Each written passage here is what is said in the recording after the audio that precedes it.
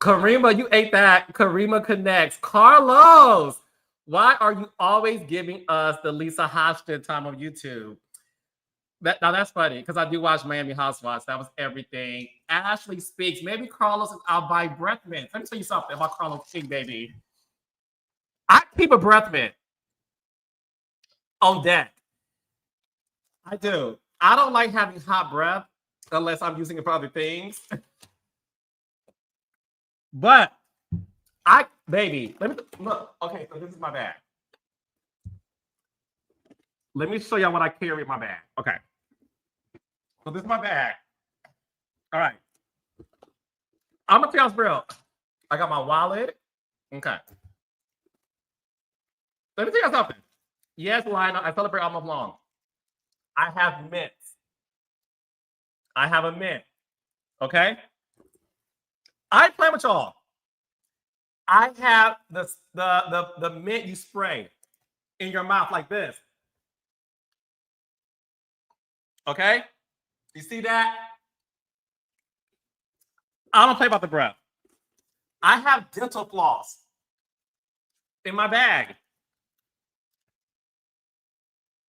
Okay? Cut. You never know when you have something stuck in your tooth. Okay. So dental floss. And is that it? I'm like, is that it? That's it. I carry that. I carry my passport with me. I carry Topical's eye patches. Keys. Contraceptives.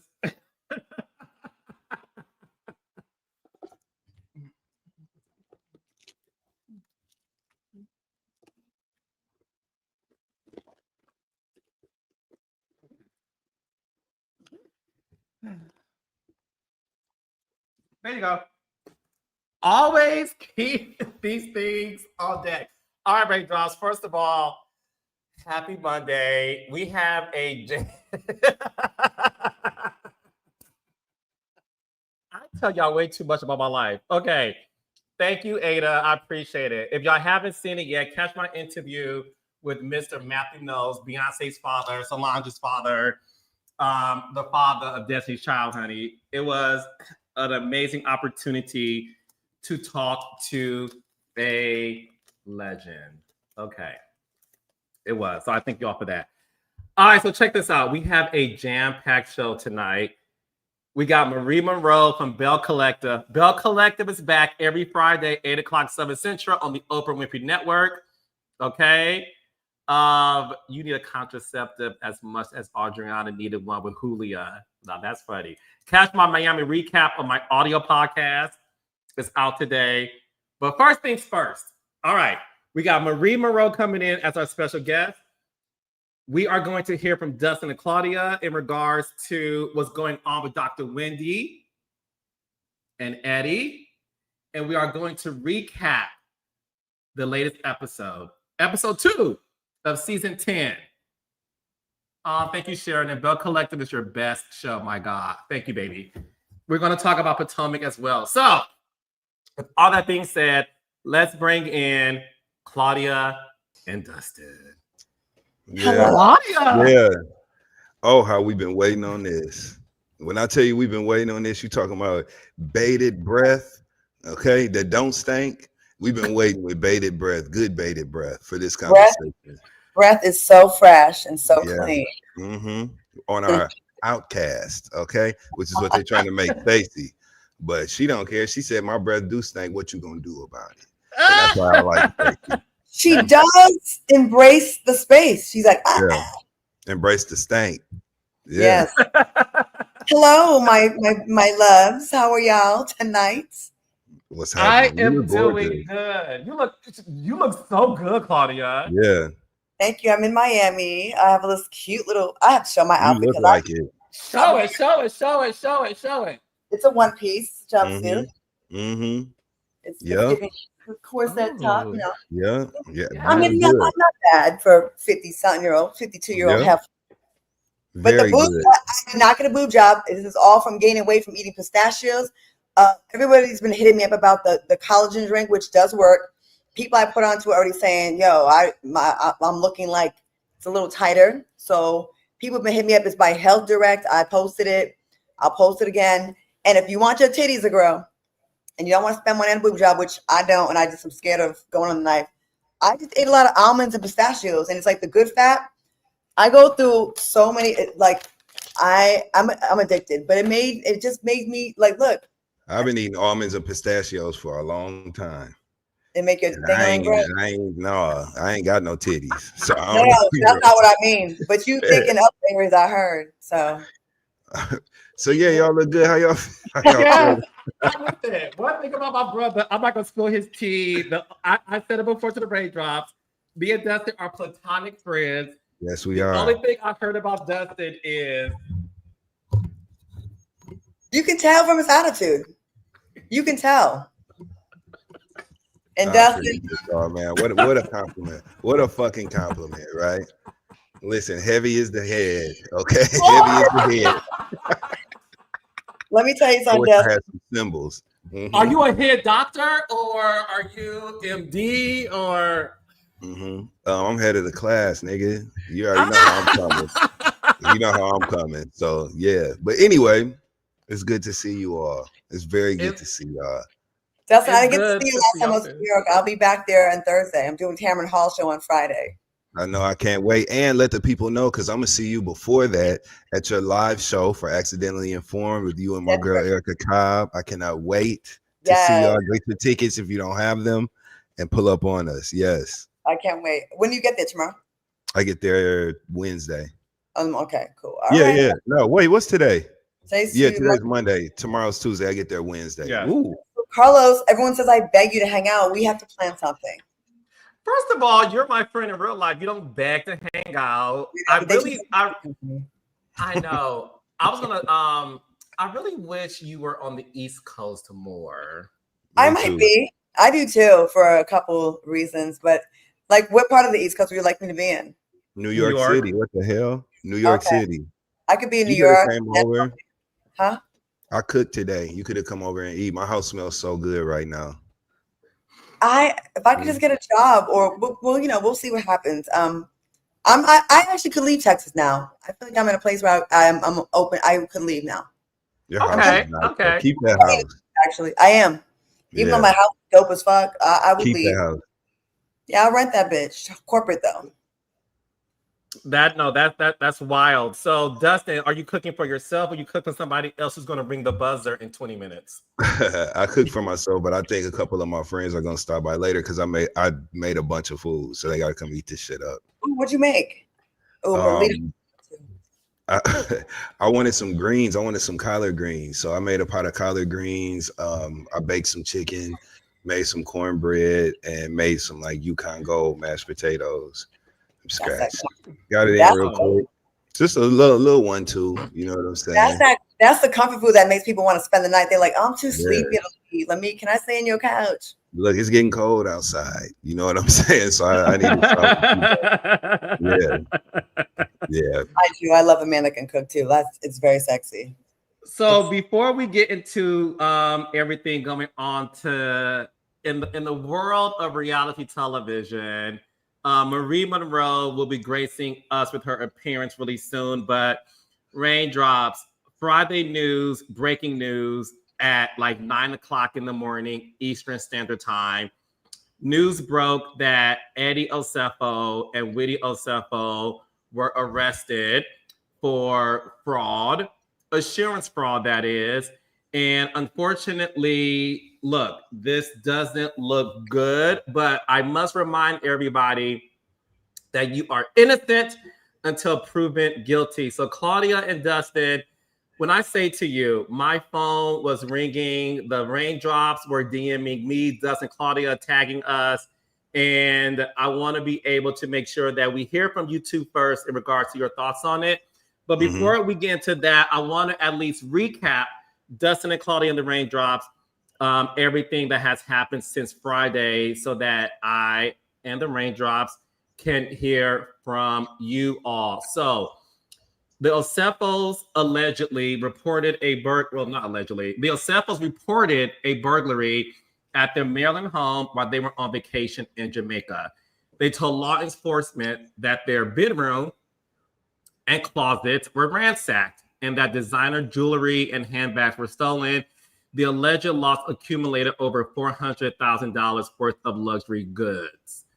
Investigators said that the supposed entry point, which Claudia Dustin, they have this big house.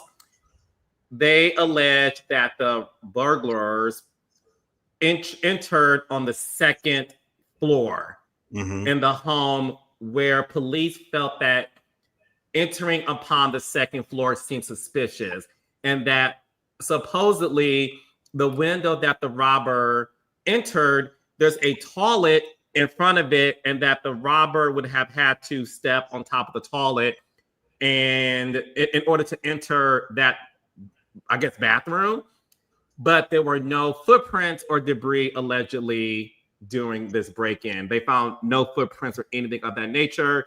They had no signs of forced entry. They said the ADT and Ring camera footage did not show suspicious activity. The only thing that the ADT and the Ring camera allegedly picked up were delivery men, other people surrounding the house, but not the alleged robbers, okay? Police later discovered that some of the stolen items have been returned for refunds months before the burglary, and that allegedly Wendy wore jewelry, a ring to be exact, on social media, the same exact ring that she alleged was stolen. Investigators executed a search warrant and reportedly found at least 15 items that were part of their original stolen list. Now, before I get into the charges, I do want to remind everybody that the biggest accusation, besides falsifying a false police report, which is the police saying they called and alleged that somebody robbed them and they feel like they didn't. So that's a false police report. But the biggest thing is the insurance fraud claims. They had traveler's insurance, Jewelers Mutual Insurance, and home site insurance. The traveler's insurance, Claudia and Dustin, reportedly paid $25,380, including $4,500 for a diamond anniversary ring. Home site denied their claim after discovering inconsistencies. Court documents allegedly show emails where Eddie asked Wendy to add more high-value items to reach the maximum policy, which is $423. Dr. Wendy is charged with 7 counts of insurance fraud, 8 counts of conspiracy to commit insurance fraud, 1 count of making a false statement to a police officer. Eddie is being charged with 9 counts of insurance fraud, 8 counts of conspiracy to commit insurance fraud, 1 count of making a false statement to a police officer. Their bond was released at $50,000 each. They have made bond. They are now home. And before I get your thoughts, I do at least want to read the statement from the Osefos, okay? This is what they had to say in their statement.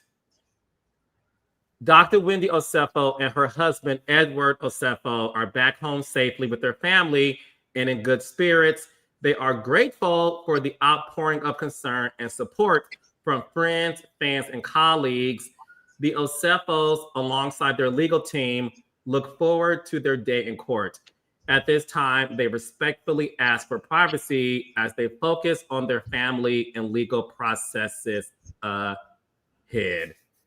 That's what they've been doing, focusing on their family and legal processes ahead. When they were scamming them insurance runs, them insurance plans, they took out insurance. They took out claims on the homeowners insurance, the renters. How you got renters insurance and you live at the house you own?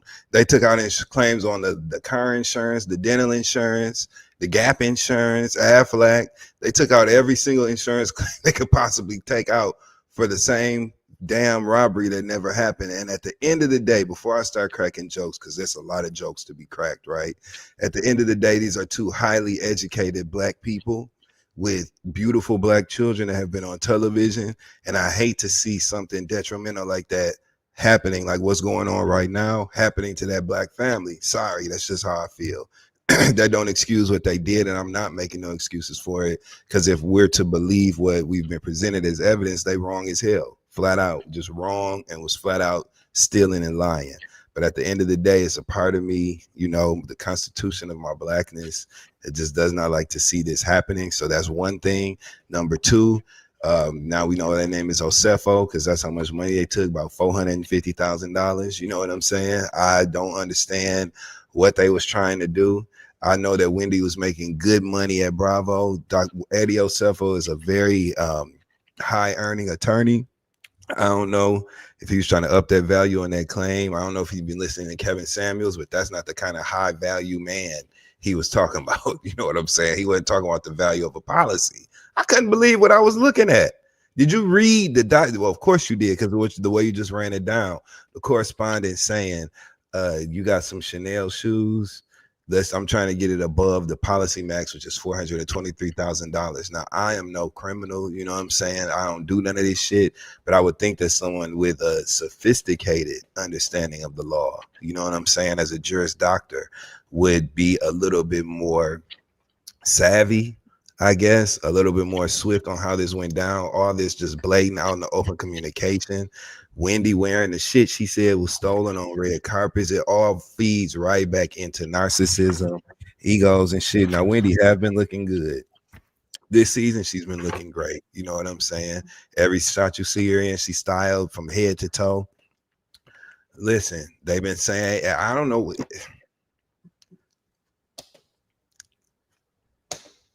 Dustin, let me ask you this. I want to ask you this before I get to Claudia. No, this happened Friday morning. I'm still speechless. Before I get to Claudia, I do want to ask you this, Dustin. Obviously, you are a faithful watcher of all reality television, especially Housewives as well. You've seen Dr. Wendy come on our screen since her debut, I believe, season 3 or 4. And it was 5? Okay. Were you shocked that if anybody, you could have been like, no shade, I could kind of see this happening? Were you shocked that this allegation is even on Dr. Wendy and Eddie's lap? Completely shocked. That is the polar opposite of what they presented. Now, we all can agree that this was a crafted, you know, aesthetic and presentation that they gave us of their family, right? You could tell that Wendy made an effort to present. You could tell that Wendy was a prideful person. You could tell that Wendy gave a fuck what people had to say about her and what the other people on the cast thought about her. So I knew that those elements and dynamics of her personality existed. But hell yeah, nigga, I was completely shocked. They were the last two people that I would ever assume would be caught up in some shit like this. And they must have been in the bed. You seen them mug shots? They caught them off guard. You know what I'm saying? They had no idea that them people was coming for them per the mug shots that we saw. That was a surprise. Okay. And I just cannot believe that after being on television all these years, after going to fucking law school, Wendy is she is a PhD. She's a doctor of philosophy. That's thought, deep thought. And I can't believe that such a elementary decision, you know what I'm saying, was made. I can't fucking believe it. I'm shocked. I am shocked. My mouth been on the floor ever since I found out. Shocked. They putting magnifying glasses on her pictures, over her pictures now, looking to see what pieces she had on that was stolen. Everything is just, I'm just shocked. I'm shocked. Claudia Jordan, where were you when you learned this news? Because an employee on my team sent it to me and my assistant, but it was like this non-credible source. And I was like, you got to stop sending me things that isn't credible, because sometimes he does that. And within 90 seconds, I saw it on TMZ, and I'm like, oh my gosh, I apologize. You sent me something credible. And the reason why I did not believe it is because what Dustin said. I'm friends with Dr. Wendy. She wished me happy birthday, and you know, we talk not all the time, but sometimes. I did not see this coming. But Claudia, where were you when you found this out, and what was your initial reaction upon reading it as well? I was on the CBS lot in Los Angeles. I was filming a documentary for The Price is Right. And I got the text. Nice flex. Who, me? And actually Television City. It's not called CBS anymore. And the text came, and I was like, wait, what? Because Dr. Wendy, of all the housewives, has really made herself into a very credible source. Like, she's a person that might pop up on an MSNBC, a CNN, and give her commentary on politics, on current events. And that they don't just let anybody do that. Like, they don't let a lot of reality stars go do that. Like, you have to be a reality star, but also well-versed and a credible person. So I was very shocked that she would possibly be involved in something like this. Then I saw the mugshots. The mugshots gave guilty. The mugshots and that lace front told me that whatever they said that lady did,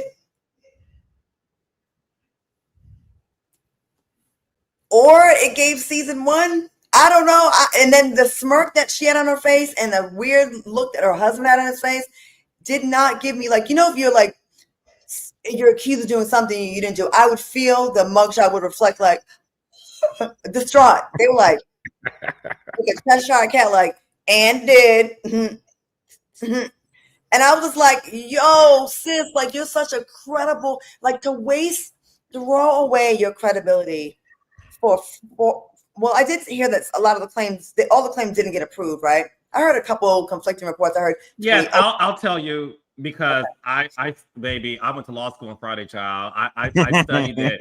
So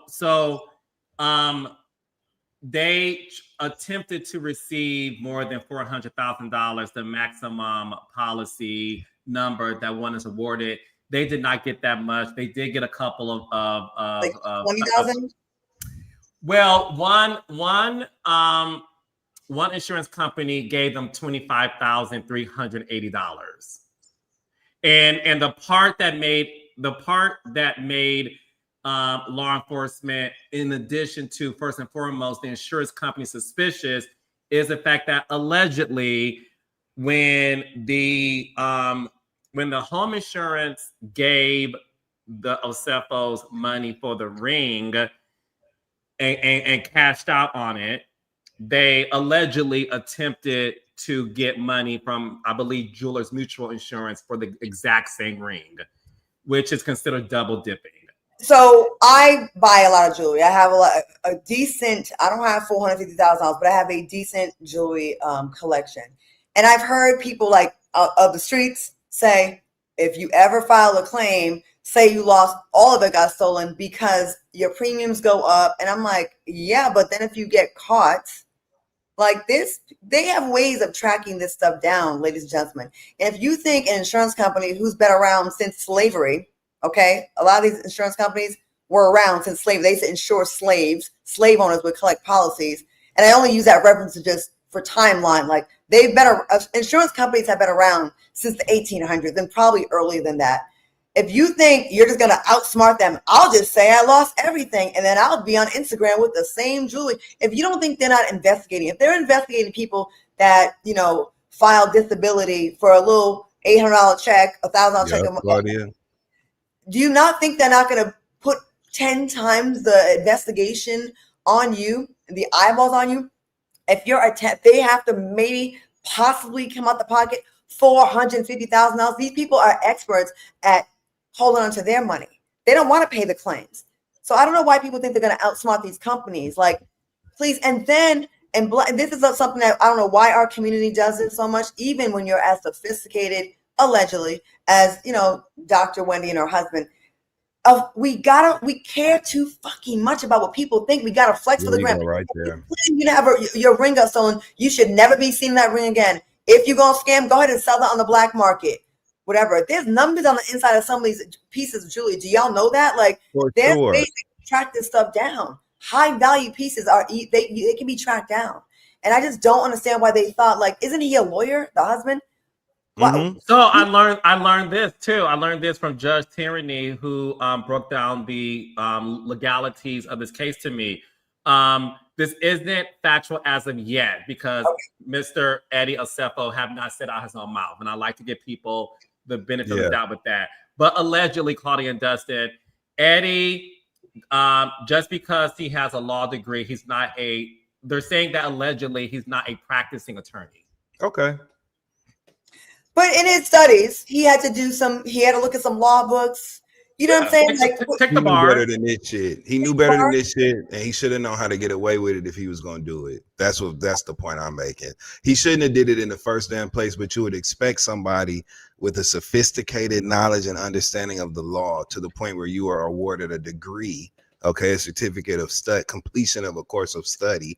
You would expect him to make different decisions, or at least go about this a different way than filing multiple claims on the same fucking item. That is like the most basic of levels of understanding of things not to do if you're making an insurance claim on any amount. You know what I'm saying? And so I'm and even if you don't like get caught by the law, right? You're on a reality show. And I did one season of one, and from that little bit of experience, and even from when you are on a reality show, just expect that you have 5 new adversaries. And if you get caught slipping on anything, someone's looking, always kind of trying to find something on you to have an aha moment. Hey, guess what? I also Googled the name Osefo. It's kind of ironic. The name Osefo has Nigerian roots, originated from the Yoruba and other groups. It's believed to mean someone who brings joy or a person of good fortune. They were trying to force some extra good fortune on themselves by scamming, and it did not work. And I feel like they had good fortune before they did this. Listen, that's a power couple. Wendy and her husband. Like, I feel like it's never enough for some people. But I do think there are pressures of being on a reality show. And people, if you're weak-minded, you will listen to the hype, and everything gotta be designer and this and that and the third, a new bag. In real life, my rich friends that are truly rich, they don't really live like that where everything has to have a label on it. I think people on reality TV, they feel like they gotta be extra, they do too much. So it's never gonna be enough money. Yeah, I make $400,000 or $500,000 on this reality show. Let me go ahead and try to snatch another $400,000 by ill-begotten ways. And now you're probably gonna lose out on everything. And now this is not good for the franchise. I mean, it is and it isn't. I don't know. I don't want her to lose her job with Bravo, though. And if she does, I don't think it'll be fair, because there's been countless other housewives that have been accused of false burglaries. There's been other housewives who have had real legal issues and maintain their employment status over there. So I don't want to see her punished in that way from Bravo for this. You know what I'm saying? Yeah, and I don't think that'll happen. Yeah, I agree with you. I don't think that'll happen. And to add what Dustin is saying, they did, however, pulled her episode of Wife Swap. So they were rebooting Wife Swap so that the show. So Claudia, as you know, Wife Swap back in the day was 2 regular families swapping each other's homes, one family living in one home and the other, one wife rather, living in another family's home. Wendy Osefo was the premiere episode. And as a producer, what I can say to you, it's a 4 episode series, only 4. When you are producing a new series where it's only 4 episodes, you make the best episode your premiere one. So out of those 4 episodes, the best one was Dr. Wendy's, which is why they made that the first one. That's just how it works in the business. Go ahead. I honestly feel like they should have just left it, because now with all these eyeballs and her name in everyone's mouth, I mean, there is an argument to be made that way more people would probably tune in to watch that. They're not going to be like, oh, I can't watch, look away. They're going to be like, what? Is that the lady that did the scam? Oh, I'm tuning in. See if there's any clips.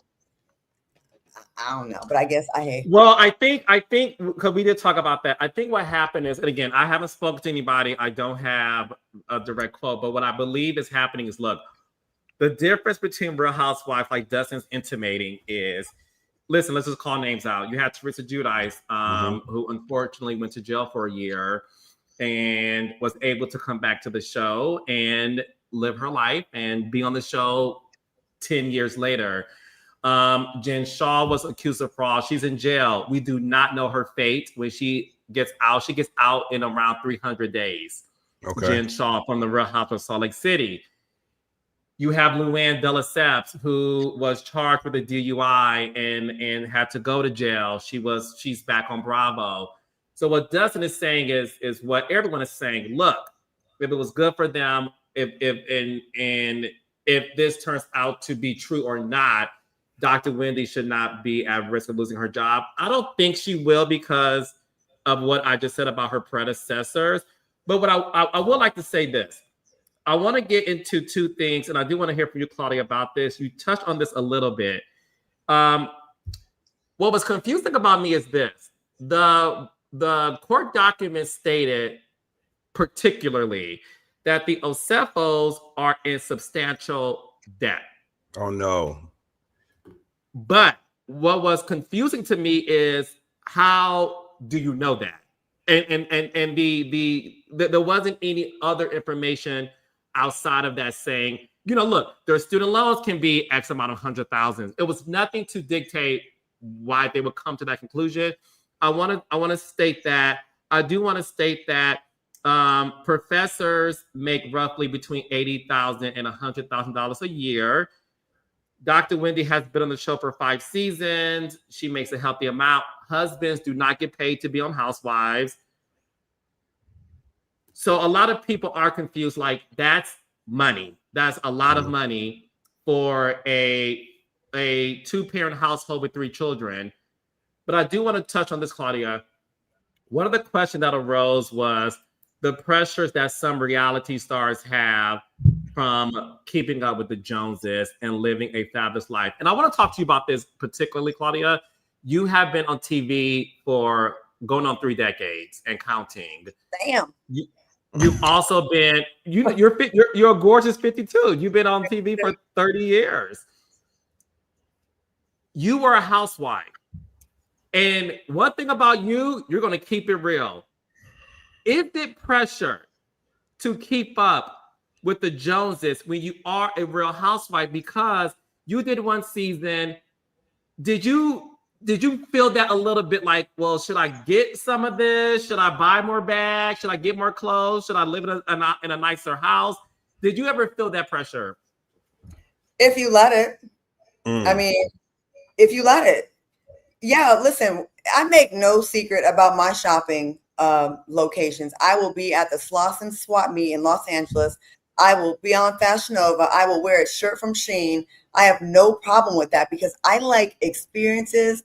I like real estate. I like cash in the bank. I was on Housewives and people, oh, you can't dress.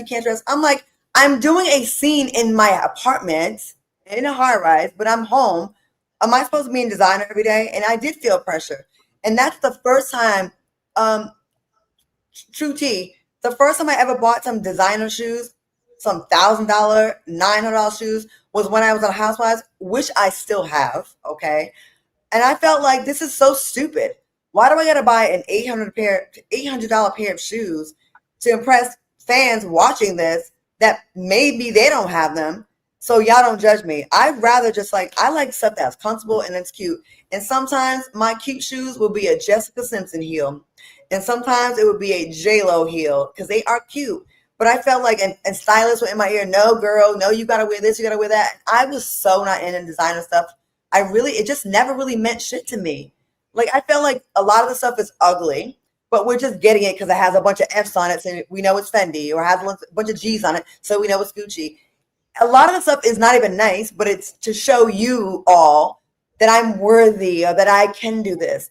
And yeah, I've seen people do this and breaking the bank and have $1,400 in the bank, but you win a $4,000, $10,000 outfit to impress people that can't buy that anyways.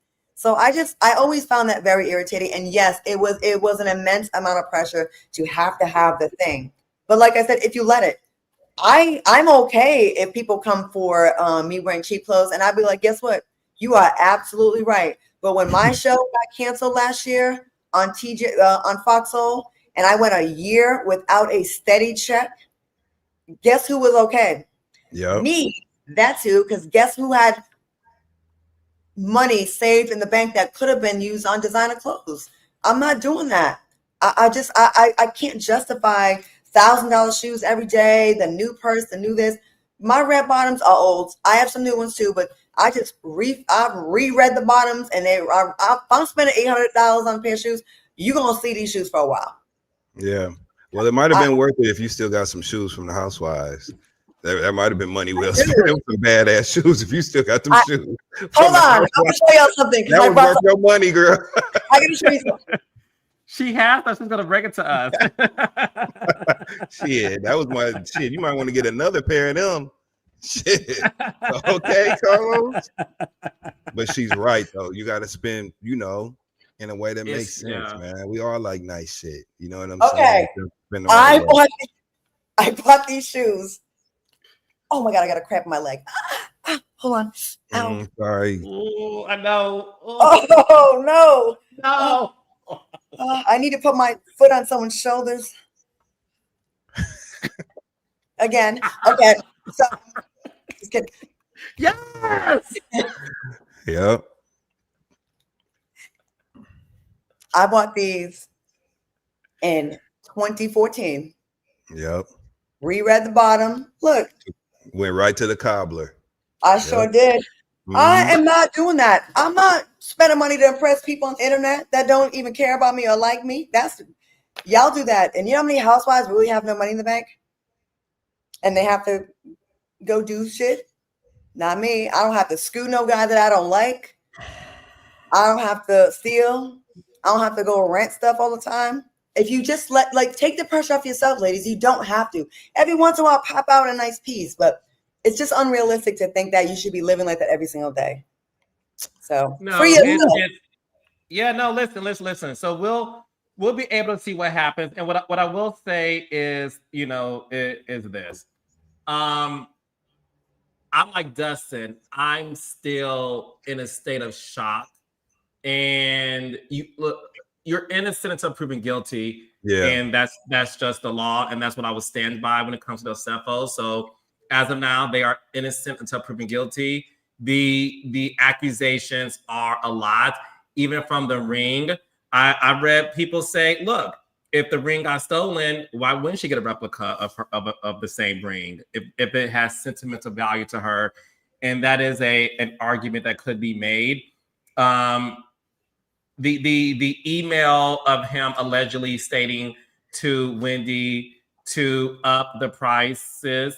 I spoke to a judge, and she did say that, look, your emails can get subpoenaed if they want to, if they do ask you for them. That's a real thing. And the last thing I want to say too is allegedly when they went back to the house after getting a search warrant, Claudia and Dustin, the police officers are alleging that they recovered 15 items that they said were stolen. Did they not think they were gonna not investigate? Like, I don't understand this. I would be so scared to me either. I would be so scared if I said, "Oh, this stuff got stolen." Hey guys, hey police officer, they stole my Bentley. You don't think the police are gonna come over and take a look around? Make a garage up, yeah. I don't know, man. Her mama said she had to get her allowance no matter what. So maybe, you know what I'm saying, she felt that pressure. Tears of a Nigerian. What's her book called? Tears of My Nigerian Mother. Maybe she didn't want to, you know what I'm saying? She didn't want to feel them tears no more. So she had to make that allowance money. Wendy and them had bills, dog. That's what it looked like. Wendy and Eddie had bills, dog. They had bills, man. They was trying to figure out. And I understand how a lot of people's frustration with insurance right now. It does feel like a ripoff. Like, damn, I'm paying y'all every single month. Health insurance, car insurance, home insurance, jewelry insurance, all this stuff, dental. And if I never use it, I've given thousands of dollars. I want a return on some of my money. Trust me, Not this I bad. get it. I get it. But not to be on the line. Yeah. Not this bad. Do you think she'll be too embarrassed to like want to go back to the show after this, or do you think she'll just be like, oh well, and stand on it? No, I don't. Listen. I think Dr. Wendy obviously is going to more than likely, right, proclaim her innocence. You know, I think that's the case, and I think she will not hide from the audience. What I will say is this: Dr. Wendy was supposed to take Watch What Happens Live this week, and she was replaced by Kiana. I keep saying the name right. KK. She was replaced by KK. Now, that could have been the doing of the network. It could have been the doing of her. We don't know, but I don't think she's going to shy from the world. I don't see that happening. She's gonna have a time when she go back because like she's been able to kind of perch and kind of be above the fray on a lot of things. Like as far as and didn't she make some comments about Karen? She made comments about Karen, and we can take it back.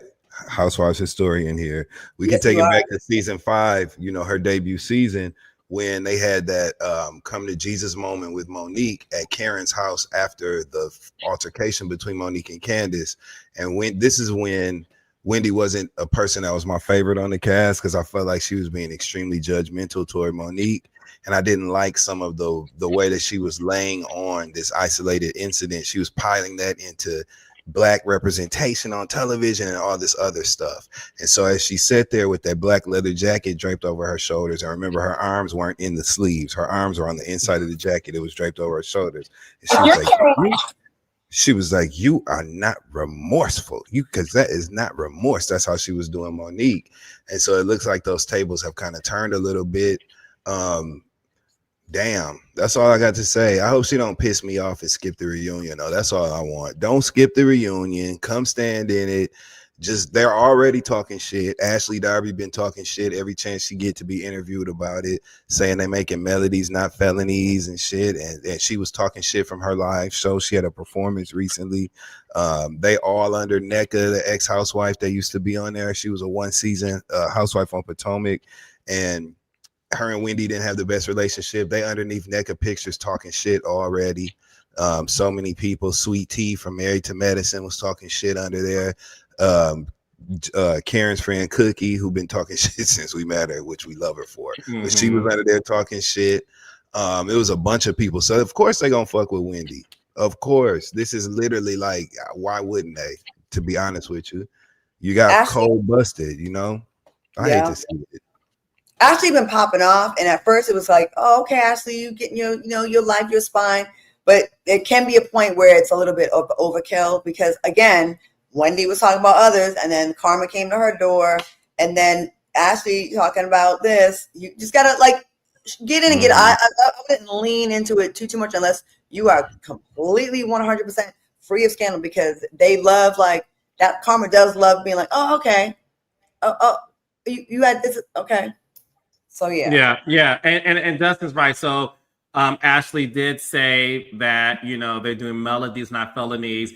And the one thing she did say that made people turn up their eyebrow is she said, "This isn't news to us; it's news to y'all." Right. This isn't news to us. I hate it when people say shit like that, though. I hate it when people say shit like that because what the hell are we supposed to do with that? If you knew some information about her that wasn't none of our damn business that shaped your perspective of who Wendy was or how she gave it up, okay, you telling us this news to y'all. Now it's news to y'all, not us. Okay. And you know what I'm saying? Like, what are we supposed to do with that? I find it very hard to believe that when you have bullets in the chamber and like all the other disagreements people have gone into, if you really had this tea on her, I feel like someone would have used it way before she got into this, like went public. Like if you knew something, like usually people when they get their little intel, first time this argument, that's why you a scammer. Like if you really knew, I think it would have came out because that's what you do on a Housewives shows. You keep information in your pocket, on your hip. If someone pop off, you gladly bring it to the show. So I'm like, did you really know? I don't know. Well, that's it. Yeah, it's that is what's interesting. Speaking of Ashley Darby, News came out about Ashley this morning. So I woke up and the first thing I saw when I perused Instagram, I did thank God first for waking me up in the morning before I did that. But I did go on Instagram and Claudia and Dustin, the headline I saw said, Katie Ross, who is a former housewife of Potomac, Katie Ross says she has sexual intercourse with Ashley Darby. Quote, she ate it. So I want to talk to you guys about this post that Katie said. She said, Ashley and I love each other. There is no beef. There's a joke there. I'm not going to say it. There is no beef. Dustin and Claudia, they get it though. But she has no coot. I got to throw a flag. My magical vagina that she told details about. She told Andy Cohen, I have a hamster pee on national TV. She ate it, so I guess she would know. She is just a hater. We love you, Wendy. It's lesbian month right now. It really is. It's everyone is like, I did a scene today with someone. Lesbian shit came out. Some shit it's everywhere. Like I know, ladies. I know it's super hard out here in this dating world. Trust me, I know. But like, there's girls that are just got it. You know, it's in them. They really are that. And then there's the people that get on the bandwagon, trendy, doing shit for fun. I'm sick of it. I'm sick of it. Stop using the community for a thing, a line, attention. Ooh, I'm provocative. But damn, I have heard that Ashley, she's bisexual, right? She's openly bisexual. Yeah. So it's not that big of a deal to hear that she ate some coochie. I just wouldn't probably talk about. I mean, if I thought someone's coochie, I'm not a lesbian. I've never had a lesbian experience, but I would think that if I thought someone's coochie looked like a hamster, I probably wouldn't talk shit about a coochie that I ate instead of look like a hamster, because that makes you kind of weird that you like hamster fashioned or hamster style vagina. I don't know. This is over my pay grade. It's above me. Yeah, and ain't hamsters fat? I thought it was a compliment. Second of all, I thought hamsters was pudgy. You know, they're pudgy and fat, and they smell though. They smell. They sleep a lot. They sleep. Oh, that part is nasty. I was thinking about the mass. You know what I'm saying? But they are big, but they got they got little nails and teeth too. Like they scratch. Yeah, I don't know. So what? I mean, if Ashley's openly bisexual, if you hit that, you hit that. So what? But this ain't the first accusation of sexual contact with the classmates that Katie has made. Because remember, back in the day, Katie said that she messed around with Sharice. I want to say in a garage somewhere. But she said her and Sharice, she allegedly her and Sharice Jackson Jordan had, got it in. So, I mean, Katie must, hey. Katie must got it like that. Maybe it's maybe Katie's sitting on something. Maybe Katie's sitting sideways. You know what I'm saying? We don't know. So we can't have double standards here, right?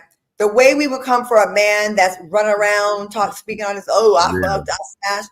This ain't cool when a girl does it either. I don't think that's cute to like run your mouth and go say, oh, she ate my coochie because you mad at her about her comments about Wendy. Like you can say something else. Yeah. Like y'all both agree to that.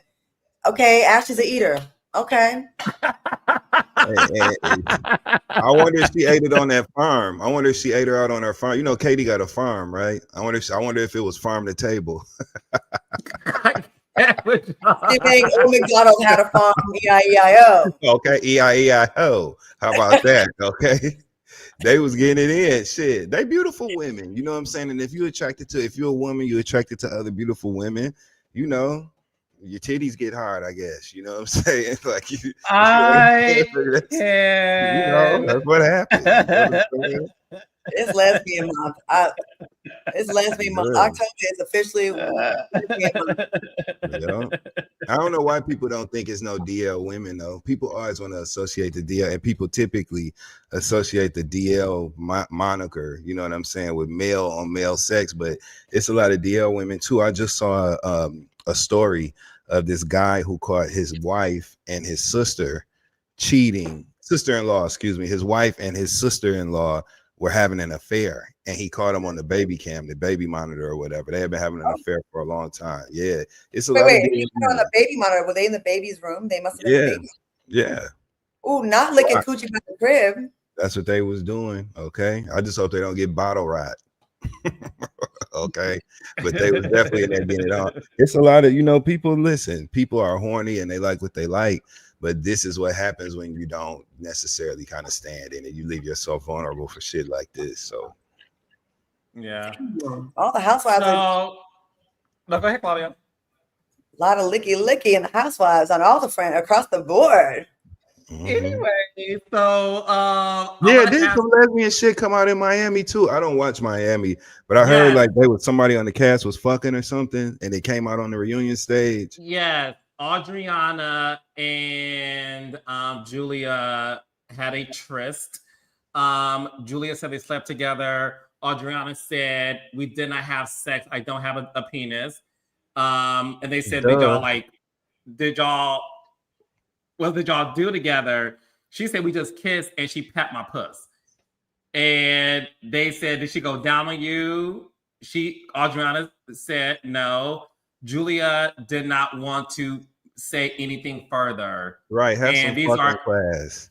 These are two castmates who are. They were scissoring. Get out of here with that nonsense. Right. But she had it, and then what left? She smash burger. Okay, that's exactly what they was doing. A meeting of the minds, baby. That's what they had. Oh Lord! So listen, what's funny is our next guest.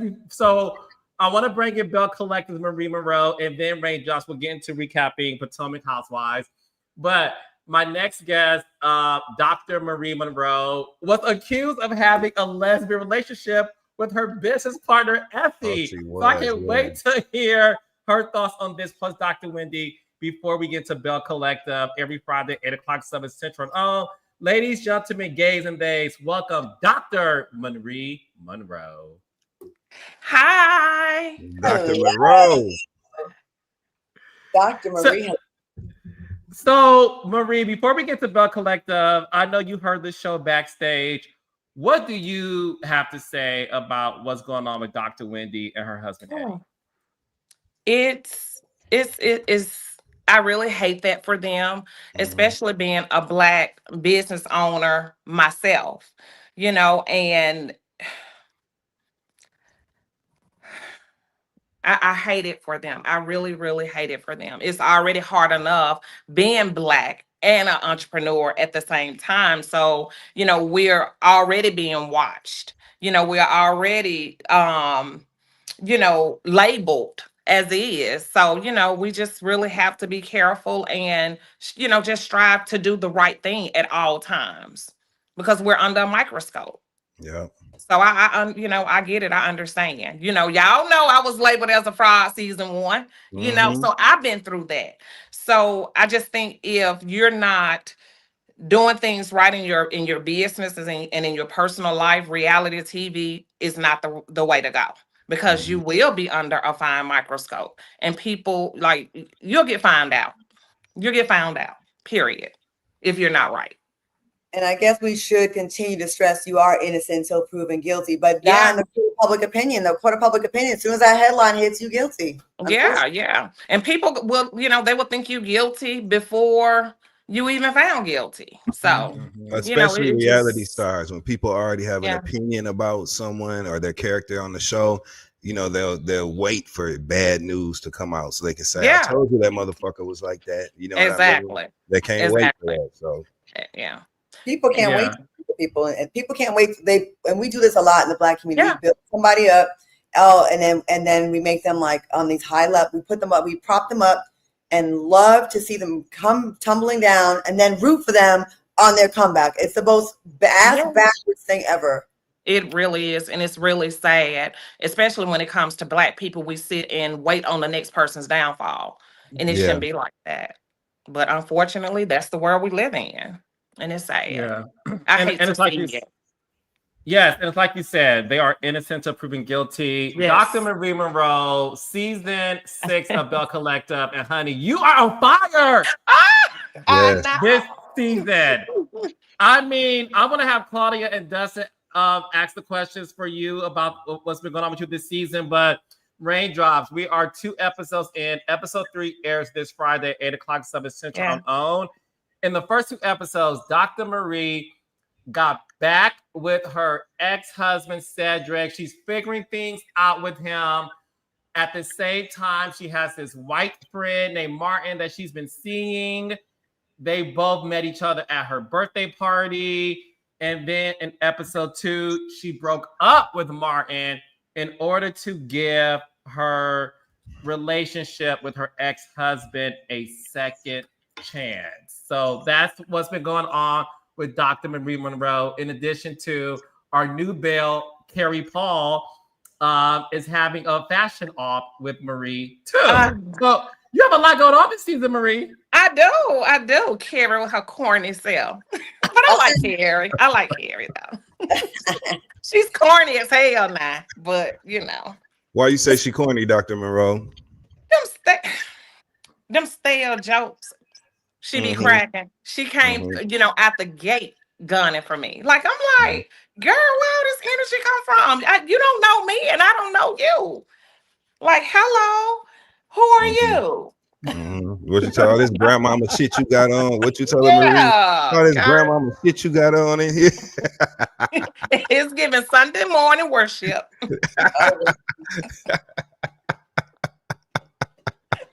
That's what's up. Okay, so Marie, now that we got you here, let's just for the people who've been watching, people who are newly introduced to your story, make the Martin stuff make sense. Okay, how did you meet him? What is it that made you actually connect with him? Like, just connect yourself to him for the viewers that it may have appeared disjointed to. You know what I'm saying?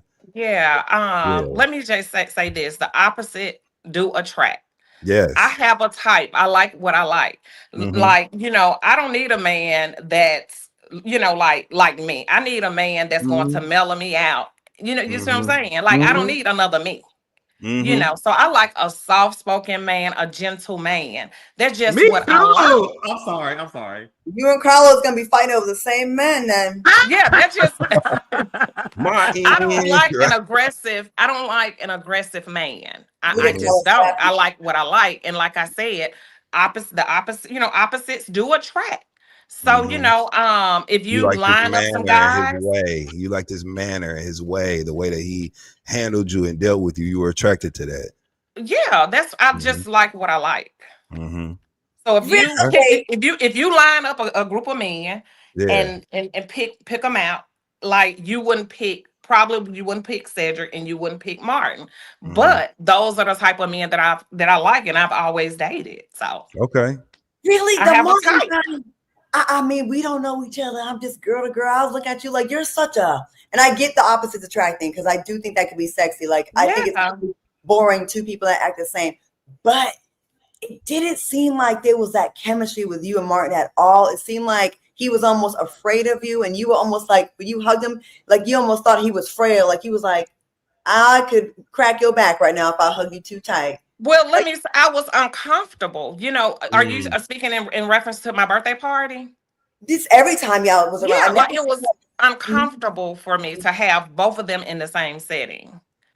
And then when we met, and then when Martin and I met for pizza for lunch, for dinner, that was my first time. Let's see, I think that was my first time seeing him after he returned from Germany. The second time, actually, that I saw him after he returned from his trip. So I hadn't seen him in a while. Did you ever get to the bottom of like what happened when he ghosted for 3 weeks? Because that shit pisses me off. I cannot. Well, what I can say is I do know that he went during the holidays for 3 weeks to visit his children. Okay. Yeah, and so while he was away, it was limited communication between us. So when he came back to the United States, I picked him up from the airport. We did spend time together. But after that, it was kind of like the communication was not like it was prior to him leaving. But you wasn't tripping at that point anyway, because you and my man Cedric had heated back up. I was not tripping at that point because Cedric started coming back around after the passing of his brother. Mhm. And so it just kind of, Felt natural you to know, you. it just felt natural, yeah. But now Martin, he's somebody that I really, really liked, and we spent time together, for like 8 months. So Oh I really, wow. really Okay. liked him, and I was really feeling him. We had a great time. We traveled together. We spent a lot of time together. We did dinner. We did lunch. We did a lot together. So I was Mhm. really feeling him. Mhm. Yeah. That's what's So up. Martin is not somebody that I had just met. That's I what we met were him thinking. last year in the Okay. summer. Is Yeah. Martin, is he the first? Have you dated white men before? Have you dated? No, That's he your was first? the first. He was the first. And I was very intentional and very strategic in giving him a chance, and dating him. Mhm. Because I've had so many bad experiences meeting guys in my Mhm. past. They be scamming and scheming. And, I just wanted to make sure that I was meeting someone who I knew wanted to get to know me for me and Mhm. not for money or my financial status. Mhm. So I Doctor made sure of that this time. Dr. Marie, they are asking some personal questions for Okay. you. I'm Do gonna you give it. do you want me to Yeah. repeat it? Yeah. Okay, I want to say that so people don't think it's me being nosy, although I am nosy. They like, did you give him some? Did he hit? Were y'all intimate? Was he a good Yes. lover? Was he a good lover? Yes. Yes. He was a good lover? I mean, yeah. And you asked me, was he good and bad? Is that Yeah, what you asked I'm me? being nosy a little bit. I'm sorry. Yes. Okay. Yes. Okay. A couple of my friends are like they're crossing over Yeah. and trying something different. And we always wonder about that because of stereotypes, right? Like there's a lot of negative stereotypes about I white people. feel like if he did not go back to Germany, Mhm. Mhm. I don't feel like me and Cedric would have gotten back together. Mhm. Oh, Wow. really? Oh. No, I don't. But I don't feel like we would have, Is it because because he was I would not have occupying put the myself. time? Huh? Is it because he was occupying the time that you have been speaking with Cedric? You would have been with Well, him, when you know? when Martin was here, we spent a lot of time together. So Yeah. I don't feel like I would have been. I would not have been in a position where I would have been available Yeah. to Cedric. So this it That's sounds what like I'm saying. it was a positive experience. You don't regret it. It was a good time. He's a good I person. don't regret it Nor because should I you. had it. He was a breath of fresh air. Let me say that. He Mhm. was very just very caring, very passionate. Just he was a breath of fresh air for me. I liked Mhm. him. I really liked him. I did. Contrary to what people may think or believe, I really liked him. I really did. They I say think those that's black men. cool. I think it's cool. I think that it's like it wasn't no issue, first of And all. just a good person. He was a great guy. I believe it and I think it's cool. And it wasn't about him being white to me because people love who they love. They like And you then let dated me the say other day. this. I just I think the did energies were different. You know what I'm Yeah, I saying? did see in some comments, oh, this guy looked like he was broken and a paid actor. Let me tell you something about a white man. A white man will have a pair of slacks, a pair of jeans, and he'll mix and match them shirts during the week. A lot of white men are not extravagant. They're Yeah. not extravagant, and they are one of the wealthiest races. They can be rich as fuck, and you will never know it. Because a lot of them are not into materialistic things. And that's a black thing. Like, I'm sorry, that's something we are guilty of. We like to wear all of our wealth and prove to each other, I've got more than you. We do that in culture. We do see there's a lot of rich white men. They don't give a damn about. They don't even the designer thing. They'll let their wives go get it, but they don't really care about that.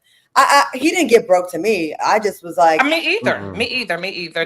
Those were just, probably trolls or whatever. But great guy. I really liked him. I really, really did. I love that. And listen, it's what I always tell people. I think at a certain age that you have to go against your type in order to Yeah. experience something new. You did that in relationships.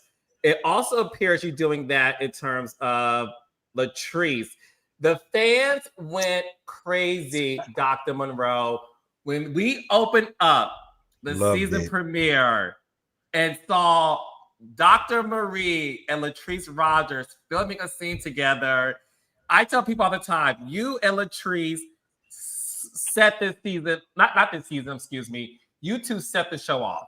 Mhm. Yeah. Y'all set the. You two are the Kenya and Portia of Bell Collective, and it was nice to see y'all in a scene Yes, it having was. fun. Yeah. Can Yes, you it describe was. to us how you felt being in that scene? Because the smiles on your face was everything.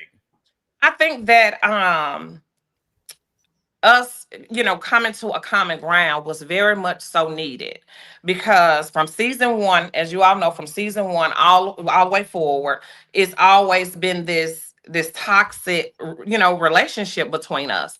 And we finally got to a point where, we were able to resolve a lot of issues that we had off camera in order for us to be able to coexist on camera.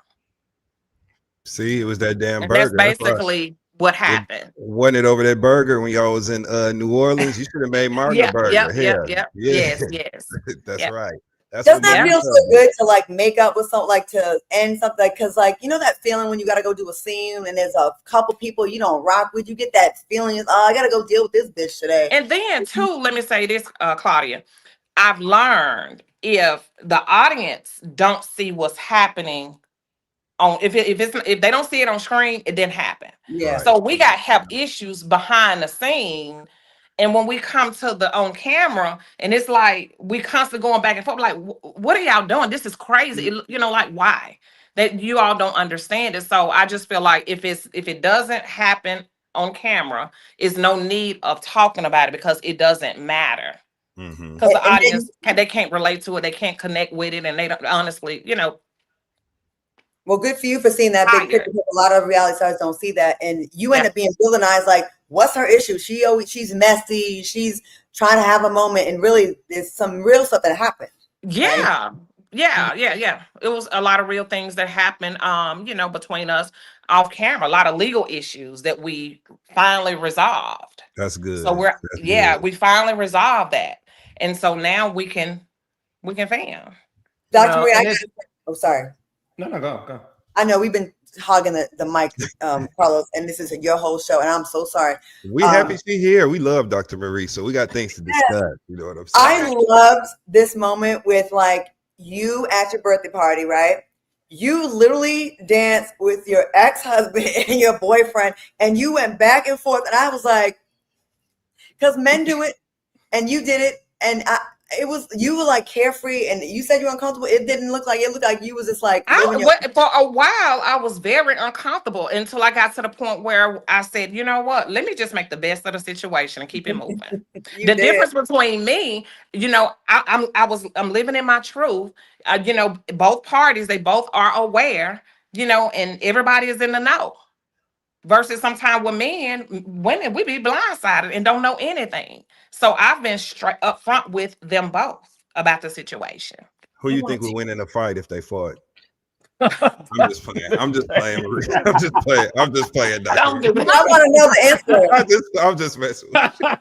I think German might win.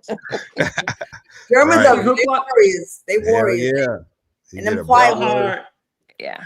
Y'all are crazy. What I will say is this, Dr. Marie, before we let you go, we have the third episode airing this Friday.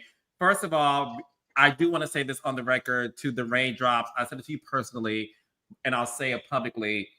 Dr. Marie Monroe's an OG. She was a part of the pilot. Of many women that I had to choose from, it was a no-brainer when I saw Dr. Marie. She has lived up and exceeded my expectations. We are having a great season. People are loving the lightheartedness, like I said, between you and Latrice, you and Carrie Paul. Because baby, Marie, that's Dustin. Claudia, Marie was ready. Marie said, "Oh, you like jokes? Okay, let me give you one. This drawstring ponytail." Okay. Yeah. You doubled down on that drawstring ponytail. So that was hilarious. It was classic Bell energy. And that's why you're great on this show, Marie, because it wasn't Thank you. I appreciate that. It just was a verbal jousting. You know what I'm saying? You knew you was in the moment. It was good to see. And I know we off of it, but I just want to make this note. Okay. You and Latrice getting along is such a good thing to see. I have, as a It day one is. viewer, I have always wanted y'all to be on the same side of things and have that season where we get that. So kudos to you for playing a long game and giving the viewers what Absolutely. makes us feel Thank good. you. We appreciate it. Dr. Yes. Monroe, what's your sign? I'm a Pisces. Pisces. Okay. All right. Just wondering. Okay. The Yeah, rainbow. I'm sweet. I'm sweet, y'all. You sweet, but you can go there. But you are I fun. can go there now. I can go to hell in a minute. You are, but that's fun to watch. Like I think when people are one note with anything, the like the kind or the feisty, one note is boring. Like we want to see someone go through the motions. Yeah. You give a fully developed personality with range. Like you're fun to watch. I'm a new fan. I really am. Well, thank you. Thank you. I really appreciate it. And thank you so much, King. I really appreciate you. Because like No, you said, you could have chose no. anybody else, but you chose me. And I'm forever grateful. No, and I'm forever grateful for you saying yes. So last thing is this Friday, guys, 8:00, 7 Central on, is an episode to where the DMs that Glenn allegedly was in comes to light. Okay, it comes to light. Dr. Marie Monroe was there. Without giving too much away, Dr. Marie Monroe, because we want people to tune in this Friday to watch it. You were there. What do you have to say about what the fans can expect from the moment Glendale finds out what the rumor is of him allegedly stepping into Amanda's DMs? Y'all can get ready to pick your jaw up off the floor. Oh Let me God. say that. Pick your jaw up off the floor. It's going to be a moment to see. And we'll leave it at that. Oh, go ahead. No, go ahead. Dustin, got a question? Go ahead, I Dustin. just want to know. Okay, so how do you? I have two questions for you, Marie. Okay. Number one, how did you feel about the conversations that you saw your cast members having about your love life in episode 2? Like the conversation between, I saw a bonus clip of a conversation between the new Belle, Carrie Paul, and Leticia, where they were discussing your love life. How did you feel about the? Well, I felt like for one, Carrie is new to the group and she was out of line. She had no place discussing anything about me. She, she was invited to my party. Mm-hmm. So she should have came, stayed in her place, and if it was anything that she really wanted to know, she should have had that conversation with me outside of my party and not with Leticia. She was new to the group. For her to be, to come, just come through the door at the gate, asking all these different questions. Was that a behavior that you saw repeated from her in other people's situations throughout the season, or was she kind of focused on your business? I felt like she came into this collective gunning for me from the door. I guess she was trying to get some brownie points. Well, if I go after an OG, they give me some brownie points, which she really didn't know, like I'm the wrong person to be fucking with, I let her make it. That's right. Pop your shit. That's right. I let her make it, but stay tuned. I'm gonna gather her edges. Did you shoot the reunion yet? Oh yeah, but see, let me say this. Don't give nothing away. I'm not. Okay. I didn't know, I didn't know she was moving like that, but that's okay though. I didn't know she was moving like that. Let me just say that. I didn't know, but I know now. Got it. Copy. Okay, so we're gonna see we're gonna see you. That's okay, King. You spared her. You spared her. That's okay. Oh, I can't wait to see. You spared her. That's okay. Yep. That's okay. I can't with Dr. Monroe. Yeah. Dustin, he spared her. He spared her. Yep. They call that being PC'd up, Marie. He had her in protective custody, huh? He had her PC'd up. That's right. I love it. I love it. But I like Carrie though. I like her. Yeah, I think she fits in well. Can I ask you real quick before we go? Who's your favorite and your least favorite? Not that you don't like them, but like favorite and least favorite. Oh. and least favorite doesn't mean you don't like them. It's like, it's like my least favorite, I still will have to say Latrice. Your favorite? My least, but you asked me least favorite. Least favorite. And your favorite? Oh, Letitia. My most favorite is Letitia. My least favorite is Latrice. Is Okay. Latrice your least favorite because of what happened with her and her friend who was communicating allegedly with Glenn in the DMs? Let me say this. They don't have nothing to do with me. They don't have nothing to do with me. The reason why she's my least favorite is because of the issues that we had off camera with her suing me. I don't know how many times. Oh, damn. So, and I won. So that's why. He sued you a bunch of times? Yeah. So she's the Dame Dash of Bell Collective? Yes. Yeah, sure. Yes. But now, you know what? Wait a minute. I'm going to say this, Claudia, and I'm going to be through. You know how you talked about that karma when you do stuff to people and that karma come back? Mm-hmm. Everything that she has done to me, she living in that reality right now. So sometimes you have to let God fight your battles and don't do nothing. Mm-hmm. So That's she got a lot of story to talk about. Well, tune in to Bell But Collective anyway, tune in to Bell Collective every Friday, 8:00 Central. You got to the do that. Oprah Winfrey Network. I said this once, I'll say it again. Bell Collective is the best female ensemble reality show on television. It's funny. It's smart. It's everything you want. And at the end of the day, these women are like real friends, and they really hang out off camera. Even when they don't get along, they still find ways to like be around each other. So, anyways, watch it, Raindrops. Watch it. It's the best. And Dr. Marie Morell, thank you so much, my love. Yes. And I'll see you soon, boo. Okay, bye-bye. Thank you, Dr. Marie. All right, thank y'all. Bye. She's fun. I like her. Yeah. She with the shit. I feel like we'd have fun hanging out. I like her. Yeah, not in a Katie Ashley way. I just mean right. You ain't trying to do that. Marie, she'll tell a motherfucker, get your weight up. You know what I'm saying? That's what I'll knock the brakes off of you. Yes. Get your weight up. I love that. So hell yeah. Great. All right, Raindrops. We're about to get into episode 2, season 10 of the Real Housewives of Potomac. Claudia and Dustin, let's just get right into it. The continuation happened between Ashley and Stacey when it came to this confrontation. AJ, once again, was the peacemaker of all peacemakers. Shout out to AJ, who did a fantastic job having his girl Stacey back. Yes. Look, I'll say this much. I think Ashley, at the end of the day, understands the assignment. I don't think Ashley honestly gives a shit whether or not Stacey's divorced or wants a real friendship with her. I think Ashley is doing her job, poking the bear, being messy. Look, I'm not mad at it. I think she's great at it, but I don't think for a second that Ashley is hurt by Stacey keeping away information about her divorce. I don't buy it for a second. That's a difficult thing about reality. Like sometimes you have you're produced, right? And you have to do some scenes where it may be going against like what you really want to do, or you really don't give a shit, but you have to keep the scene moving and you have to ask because you have beats that you got to hit sometimes. And when you do it, you might as well just go all in because you're going to get the blame no matter what. No one's going to want to hear producers said I had to ask you, or this is part of my, they don't want to hear it. I remember I had to do that one time and I felt uncomfortable about it, but I had to do it. But then for years, you have to pay for it. Oh, you're always in such and such's business. Or why do you care so much? And you're like, I actually don't. It's I am still at work.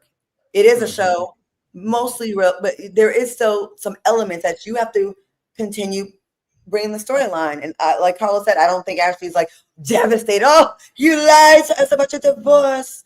No, she doesn't care about that. But what she does care about is that breath. That is where she's a lot of energy about that breath. Like this is the second or third. They are shading her breath every episode at this point. Damn, like Stacey, I will say, has a good sense of humor about it because I'd be madder about it. She's kind of like almost either oblivious or she's just like she might be a little dangerous. The fact that it don't make her react like it probably should. She's like, eh. I'd have went straight for them feet. I'd have been like, well, if my breath stink, them big ass bunions got your feet stinking. It ain't my fault.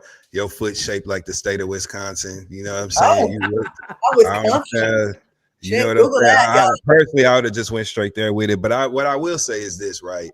Like, yes, this season has been great so far, but I ain't with the Stacey pile-on shit. Everybody ain't mad at Stacey. So I don't understand why everybody's opining on whether or not Stacey was lying. That needs to be aimed where it goes. She lied to Wendy, you know, and she lied about the TJ shit, whatever, but the piling on every time you see them, everybody want to bring the heat to Stacey. Like, I'm kind of You know why that happens sometimes, Dustin? In my opinion, is like when everybody's kind of liking each other, and like where you like most of the people, and then there's one person you're like, it's the easy kill. It's because you got to have someone on there that you got to like have something for. Unfortunately, not with I said that you see the Bunyan point.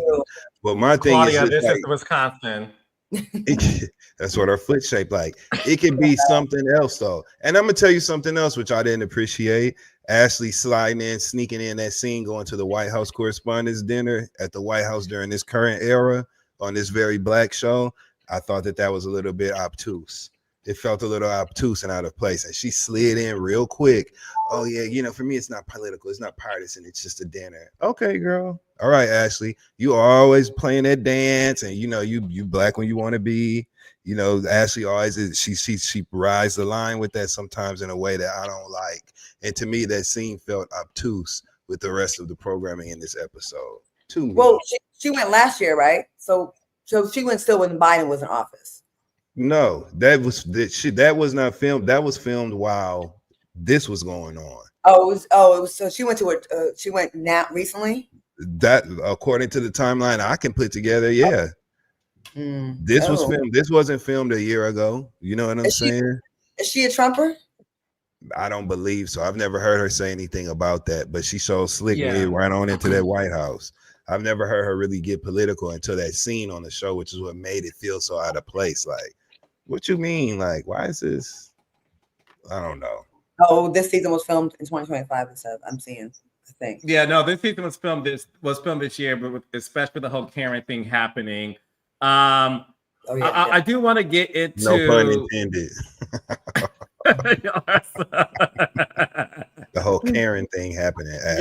Yes. I do want to get into what you guys intimated as well, which is this pylon of Stacey. It's too much. It's too much. And what what some cast members may not understand is we're seeing it on OC Housewives with a pylon on Katie Janela, for those who watch OC Housewives. When you isolate one person and you continuously pile on them, they emerge as the fan favorite. It's proxy of just how people feel like, look, if her breath is that bad, why is that something that is the running joke? Now, I will say this, though, in their defense.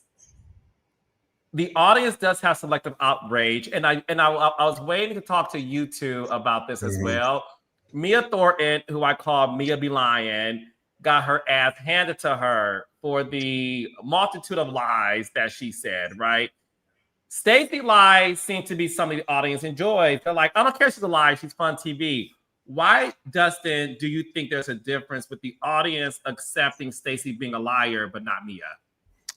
Because it's about the person. For some people, I think that they have a different Mia's personality and Stacey's personalities are received differently by most people. They land differently on most people when they engage, their manner, the way that they engage with people. We have not really seen Stacey she's only been on the show one season. This is her second season. We haven't seen her in some of the circumstances that we've seen Mia in, where she reacted in ways that were nasty or less than favorable, you know what I'm saying, to witness. And we just haven't seen that from Stacey yet. We haven't seen Stacey lie on nobody else per se. Their lies are just very different. And so I don't think that, I don't think it's good for anybody not to tell the truth. You know what I'm saying? So I don't really think it's an issue of the lies being necessarily tolerable. I think people just need to ease up. If you don't like a person on the show, it's okay. It don't mean that they have to be damned to the eternities of hell of the earth. You know what I'm saying? It's okay for you not to like Stacey. It's okay for some people not to fuck with Mia. Mia's already been talking shit about Wendy. You know that she's already commented and came out and said, not Miss 4 degrees. And I think that's kind of the difference in the two, and that may contribute to why people are responding differently to the lies and fallacies from Stacey as opposed to lies and fallacies from Mia. I just think it's two different people. And, you know, in reality TV, we see this time and time again. One person does something, and if you like the person, they can do no wrong. It's deemed as cute, it's funny, it's okay, it's charming, it's part of their personality. Another person does something, if you already have your mind made up, well, I don't like her or we don't like her, every little thing that they do is going to be seen through a different lens, and they will get no break and they will not get a fair shake. That is just reality TV 101. Unfortunately, like we've seen some outrageous lies on several of the franchises. Yeah. And some people just never seem to be held accountable for their lies, while others, it's like they can bend the truth a little bit. It's a liar. Yeah, you know, so that's kind of what it is. But that's also with being a celebrity. If they like you, everything you do is okay. If they don't like you, then nothing you do is good enough. So. But why do you guys think Stacey lied about the cannabis line? So last season at the reunion, Giselle clocked her and said, "You are coming out with a cannabis line," pretty much mocking Happy Eddie's line. Stacey flat out denied it. She said it's not true. Like, not that I'm having meetings about it. She said this is not true. Yeah. And Giselle said, we'll see next season don't be surprised if she comes out with one. She does meet up with Wendy. I will say this. The thing happened at Wendy's house. And because the news came out Friday about the allegations of Dr. Wendy and what occurred at her home, everybody on Twitter is now looking at everything Wendy's wearing. They're looking at her home, and it is a distraction because the focus, which should be the scene, has now become a focus on the wedding set. ring. Yeah. Like let's be real. Did you two find yourselves in that scene looking at other things happening around Wendy that you normally would not have done in the past? I wasn't looking at other things, but I was distracted by the news as I was watching her scene. Every time Wendy popped up on camera in this episode, for me, I thought about the news and the headlines, and I would have to like get that out of my head to focus on the show so that we can talk about it tonight. But every time I saw her on the screen, because it's so fresh, and it won't be like this for the remainder of the season, right? But every time I saw her, because it's so new, I thought about the fucking case. Every time I saw her on the screen. So yes, we were distracted by that. Now, I wasn't like these other sleuths who, like I said, was pointing magnifying glasses at the goddamn television trying to see, you know, I wasn't doing that. But yeah, I thought about that shit because it's fresh on my mind. It's new. It just happened and it was shocking. So yeah, it was a distraction for sure. I wasn't looking for the stuff yet. I will probably next week. It made me think of it like a lot of Dr. Wendy's personality to me comes from the confidence that she's able to have on the show. In them clothes. What do you say? She's able to have in them stolen clothes. That's wrong. Well, that's part of it. From her credibility, from being an accomplished woman, from like when you're like that, you're a little bit untouchable. Like, you know, when you like, no, hey, I'm not a criminal like this one. I am who I say I am. I feel like we're gonna see if she does come back, a huge like she's gonna have a huge vulnerability going forward because absolutely the things that she was able to just get off on people, like how she would like laugh off people and just be dismissive because she felt like I'm higher, I'm better than you, I'm smarter than you, I'm more intelligent than you. She's got a huge disadvantage now. Like her cover is blown. Yeah. And now I wonder if she's gonna come in like doubling down with delusional arrogance, like much like how Stacey has delusional arrogance in her lies, or is she gonna be like tail between her legs, like I gotta build this back up? I don't know. That's gonna be interesting to see how she comes back and recovers from this, because everything you built your little personality on is kind of gonna fall apart if this charge sticks. It really is. You was about to say hoity-toity. You're hoity-toity. And I was like, should I say that? I didn't think I could sell it if I said it. You know what? Words, like, I want to know if next season, I want to know if everybody gonna film with their purse on their shoulder next season. That's what I want to know. I want to know if they're gonna be in every scene. You know what I'm saying? Like watching what they're gonna be watching wallets next season. That's what I want. Locking their jewelry up. I'm trying to tell you, that's what I want to see. Those are the changes I want to be privy to next season. I want to see if everybody got a shoulder strap, a crossbody next season. That's what I want to know. I can see Wendy not going to the reunion this year because, like, that's gonna fucking piss me off. That's going to piss me the fuck off. She's opposite. She's exposed. Okay, stand in it, mama. People have all kind of shit going on, and yes, it's embarrassing, and we obviously know this ain't something that she wanted to be publicly attached to, but it is what it is. Everybody knows. I really hope that we get to follow the reality, like Carlos always says. I really hope we get to follow the reality, and she does not pull a Brit Edie and skip the reunion. I really hope not. Something in my spirit is telling me she might. So we can make a friendly bet of $5. $5. If I lose, I got to pay both of y'all. Hopefully I'll still be employed, so I'll be able to pay my $10 bet. I don't have to do an insurance claim on my carrot. Too soon. Maybe I could put my Louboutins on the real and get the money. But like, I feel like she's gonna be. Listen, her credibility, everything she built the last, I don't know how many years she's been on there, is shot. Yeah. I don't think she'll be the new Stacey. All this hate that Stacey gets is gonna go to Wendy, and Stacey's gonna be like, yup. Like how the heat is gonna be taking off Stacey's gonna be all on Wendy at the reunion. It's gonna be like, you want a mint, girl? That's what Stacey gonna say. You want a mint? Okay. I think that this is gonna be interesting to see. None of that. That's all I can say. I wonder if they're gonna put lockers on set next season. You think they're gonna get lockers? They're gonna have a locker room next season. Dustin, she is not accused of robbing. Or you think they're gonna have to have clear bags like we going to a concert? They probably should have clear bags anyways. But if she's I want to say for the record, Dr. Wendy is not accused of robbing or stealing somebody's. No, but she accused of stealing them insurance companies, though. Them insurance companies will beg to yes, you have. I don't know. But you know what? This is an interesting. Keep this in mind. Depending on where she is legally, as far as the case against her, attorneys may not want her to show up at the reunion because when you get questioned about things, you know what I'm saying? Yeah. I'll say this much. And like Dustin, I'm a housewife historian, right? When it comes to shows I worked on and or not. Erica Jane was accused of the most heinous things, Claudia Jordan.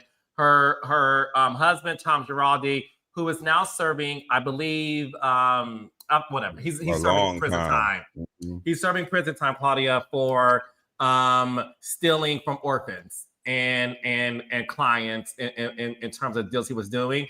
Erica Jane was accused of pretty much being involved in it and keeping things and knowing about it. That woman filmed the entire season. She went to the reunion and she sat there.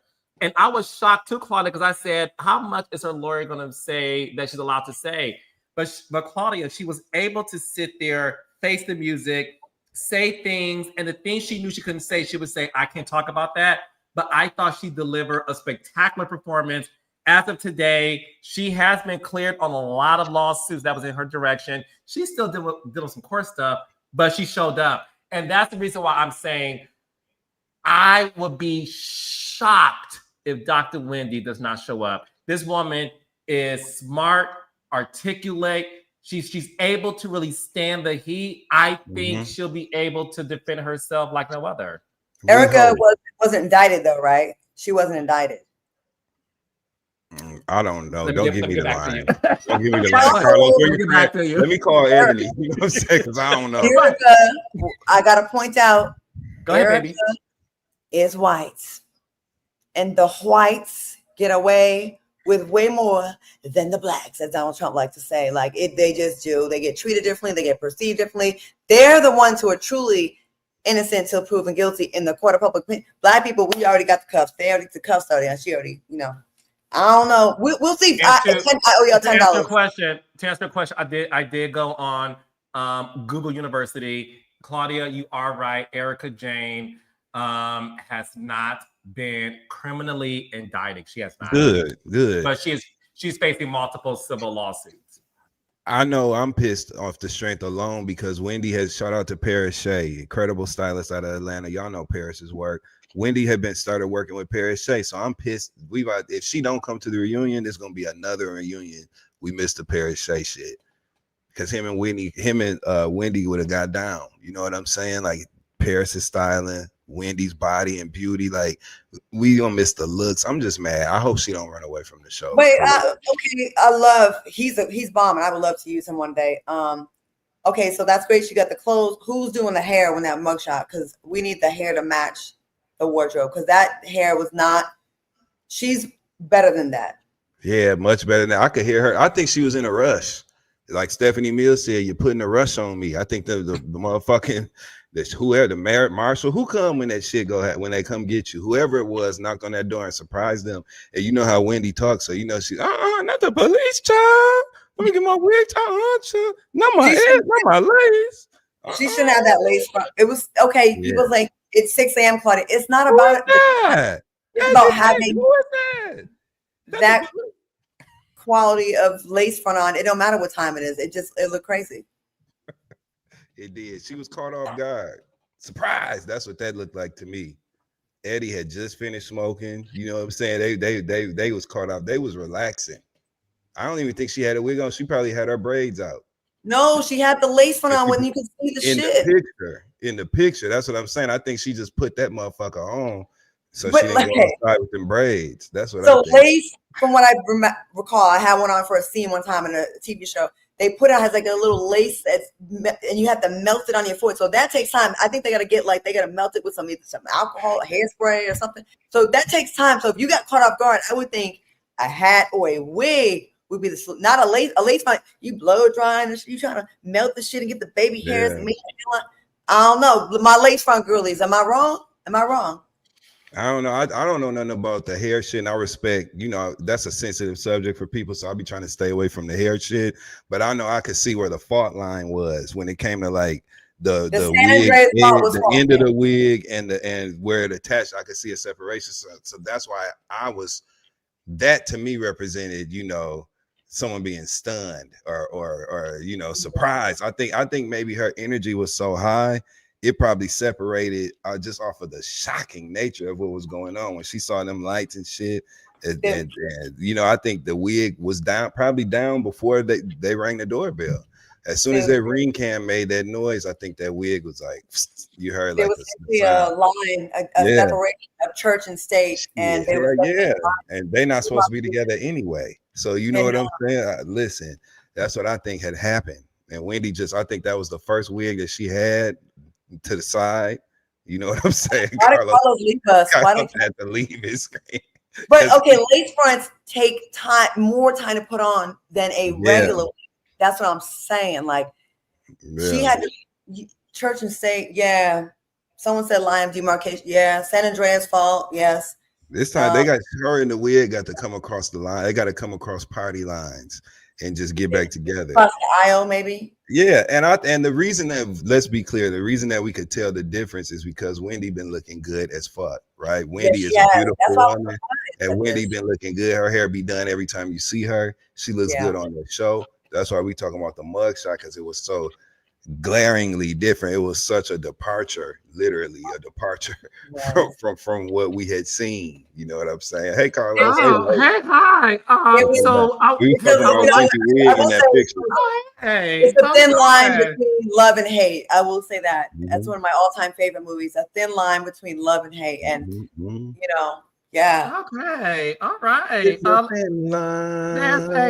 There's a new housewife by the name of Tia that I would like to get into. Yes. Hey. Carlos, where did you go just now? Did you go somewhere stand in line? You were out of line for that, Carlos. Line. I'm gonna draw a line in the sand that you got to stop crossing. We got separation anxiety. You can't keep walking away from us like that, Carlos. Okay. Something came up. So I'm back, and I would like to talk about Tia, the new housewife, who is a Black British Nigerian. She has 4 kids. Be careful.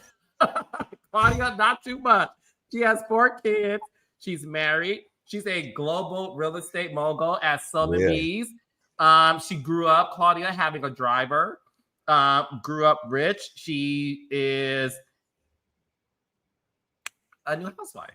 Dustin, what are your thoughts on Tia? I like what I'm seeing so far. I like her. I'm ready to hear her call somebody a bloke.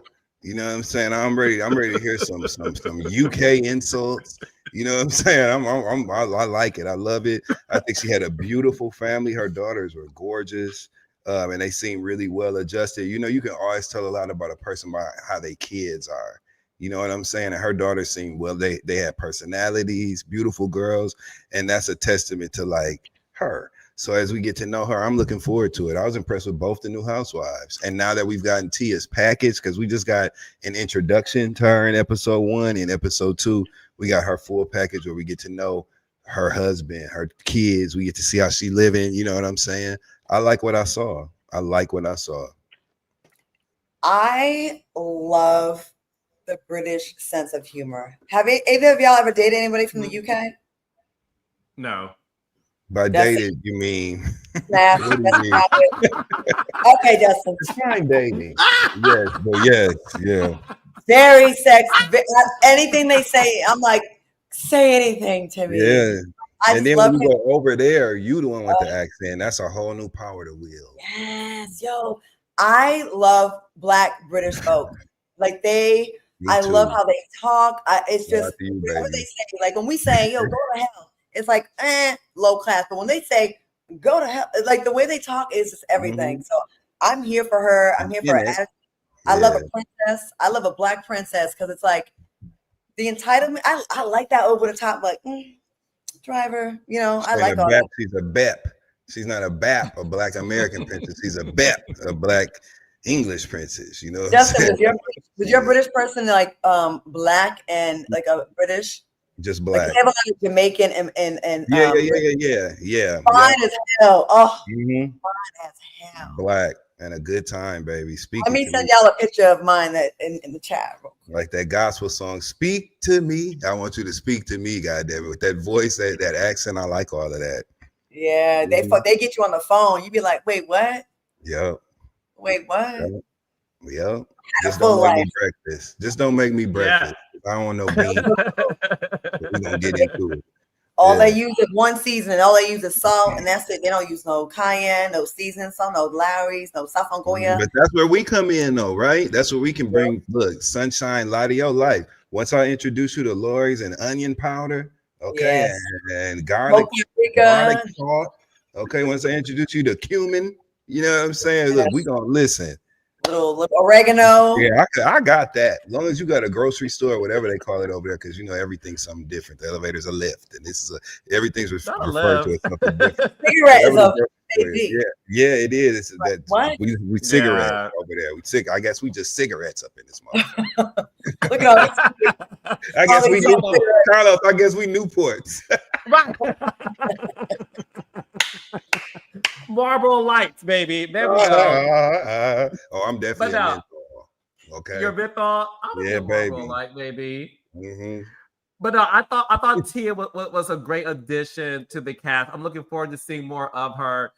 We have to get into the newbie Angel. So KK and Angel, who have been friends for 20 years, they had a slight disagreement because when KK was describing her issues with Wendy, Angel appeared to defend Wendy by asking KK, well, did you ask her how her kids were doing? If she said her kids were sick and she wasn't sure she was coming, did you ask her that? KK then told Giselle that she chin-checked her. Giselle then did what she does best, and that's why I love her. Sorry, guys. She got down. She got down, Dustin. Talk about the fact that Giselle Bryant came into Angel's house and immediately, Claudia, did what was supposed to be done. She clocked into work. And then when they tried to let it go and slide it under the table, she said, focus up. Okay, because this is what we're here talking about. She made them get to the end of that so much so that Kiana just had to. And look, shout out to Kiana, right? Because ultimately, at the end of the day, when her ass was against the wall, she stood in her shit. She said, "You know what? Giselle said I said that, so I want to apologize for saying that. When she should have just said it from the beginning, like, girl, of course I said that. I was mad at you. So I said I had chin checked you because I ain't like you taking up for her. Kiana has to learn how to do that, and I believe she will with time. She's getting a hard time right now from the Housewives fandom. A lot of people are saying that they're questioning her hiring and shit like that or whatever. But I see a lot of promise for a good housewife in Kiana, especially after we met her mother.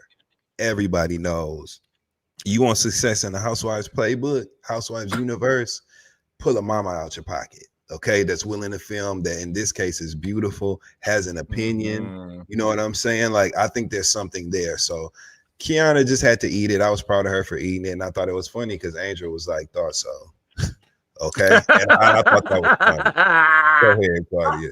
I didn't think that Angel was out of pocket for asking someone that she knows. Like she knows her better than the rest of us know, right? So she's gonna be like, well, maybe this has happened before. Like, you know, you're being a little inconsiderate. Like, you're jumping the gun when maybe you should have thought about asking about her kid or kids. You know what I mean? Like, I don't know. I didn't think that it was that bad of a deal for her to. I didn't think that should have been that badly received.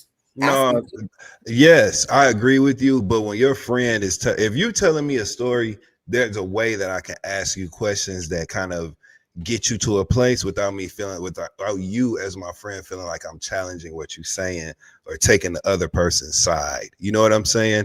And there was a way that you would have asked me if I asked about somebody's kids. That was not the way that Angel did in that scene. And to me, I'm just going to say it, that was an early predictor of what Angel's capable of, because the smirk on her face when she said, like, did you ask her how her kids were doing? I felt like she knew exactly what she was doing, and she knew exactly how that was going to antagonize Kiana. I do believe that. Now, I love what I've seen from her as a housewife so far. I love what she brings to the show. You know what I'm saying? I think her husband's great. I think they got a good life. But the smirk on her face as she would, and I could tell she was. I shouldn't say I could tell. It looked like she was waiting for, you know what it looked like? She was standing on the edge of the double Dutch ropes, waiting to like see when the right time was to jump in. Because as soon as she was watching Kiana tell the story about Wendy, and she was like, see, and then she was like, did you ask her how her fascinating. kids were doing? my on her face. Rewatch it, friend. You'll see. I will, but my experience in female friendships, Oh yeah, okay. you do that to someone when you kind of already you violated before, and I peeped it, and you're doing it again. Or I had a conversation with some of my friends the other day about this happening in my friend circle. A person that is rah with you privately, right? And then when they get around other people, they switch up and they be a pick me. And that shit gets frustrating. And you can only take it a few times, because there's no reason for her to challenge her out the blue unless there's a backstory there. Like, I'm sick of her doing this shit. And maybe, but only time will tell. I could be totally wrong. And, you know, maybe Angel had. That makes sense though to me. That's a good point. That makes sense to me, Claudia. Like, I had a friend that did that, like around me, about men. Oh, I would never independent. But then when we get around men, she would always somehow be a pick me and then change her entire narrative to get them to like her more and say the thing that makes. And I see that women friendships, female friendships, and ladies in the audience, in the viewers, y'all may feel me. Y'all men are very logical, and not that we're not, but I feel like y'all do big actions. We do very subtle things, right? We do subtle things that usually another woman will clock it. And sometimes we look like we're being paranoid, like, nah, you tripping. They're not shading you. But when I saw that, I was like, Angel did that for a reason. Kay did something before to make her be like, all right, maybe this is a pattern with her. Maybe like you make it all about you all the time. Maybe you didn't think, maybe she didn't consider kids before. And also Angel's also coming from the point of a mother. So maybe she was like, how dare you not ask about the kids first before you make it about that's just a point that I could be wrong. I mean, maybe, yeah, for sure. Those are both plausible scenarios. And I ain't got no motherfucking kids. I didn't think about that. You know what I'm saying?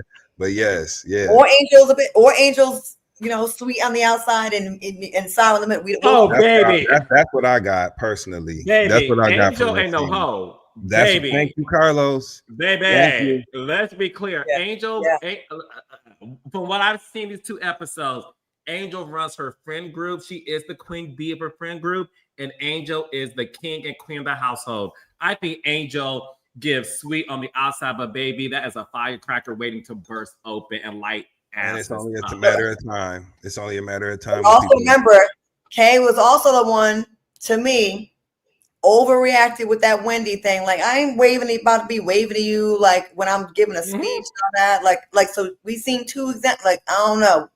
I feel like she overreacted too, but per what you just described to us, do you think that applies to Kiana's issues, we'll say, for the sake of this conversation with Wendy? Do you think that maybe she had peeped some shit before or whatever, and maybe you feel like that's the same situation? Yeah, I do. I think, like, a lot of times we'll, like, see things, clock it a couple times, but then, like, the third, all right, bitch, I've been biting my tongue. And I don't think, I do think there's something there too. I think probably she did feel shaded by Wendy, but she's not good at articulating what exactly it was. So it seemed like she was overreacting, but sometimes to a small issue, you know what I'm saying? In women, it'd be little things like, why she looked me up and down when she saw me. And y'all may not think that's a big thing, but we, like, on purpose, like, if I want to know that's being shady, when they walked in the room, instead of just being, hey, I might be like. But also, no, first of all, I'm not a woman, but obviously I produce female-led shows, and everything Claudia is saying, I'm thinking about all of the seasons of shows I've done, and Claudia is cooking.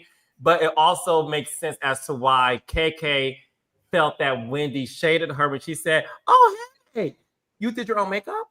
Yeah, that's shade. That's shade.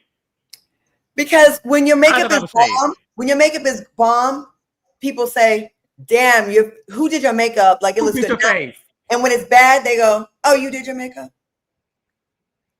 Yeah. Oh, I see you didn't have time to get a makeup artist today. I can't do it. Just don't fuck with me. You don't fuck with me. You don't like me, stay away from me. You know what I'm saying? I don't have time to be trying to gauge, you know what I'm saying, it's the people around me, but, like, you know what I'm saying? Just stay the fuck away from. And I think backhanded compliments, like when Phaedra said to Demetria and her stylist Dallas, "Oh, this is you got right. That's not a compliment. That's your point with.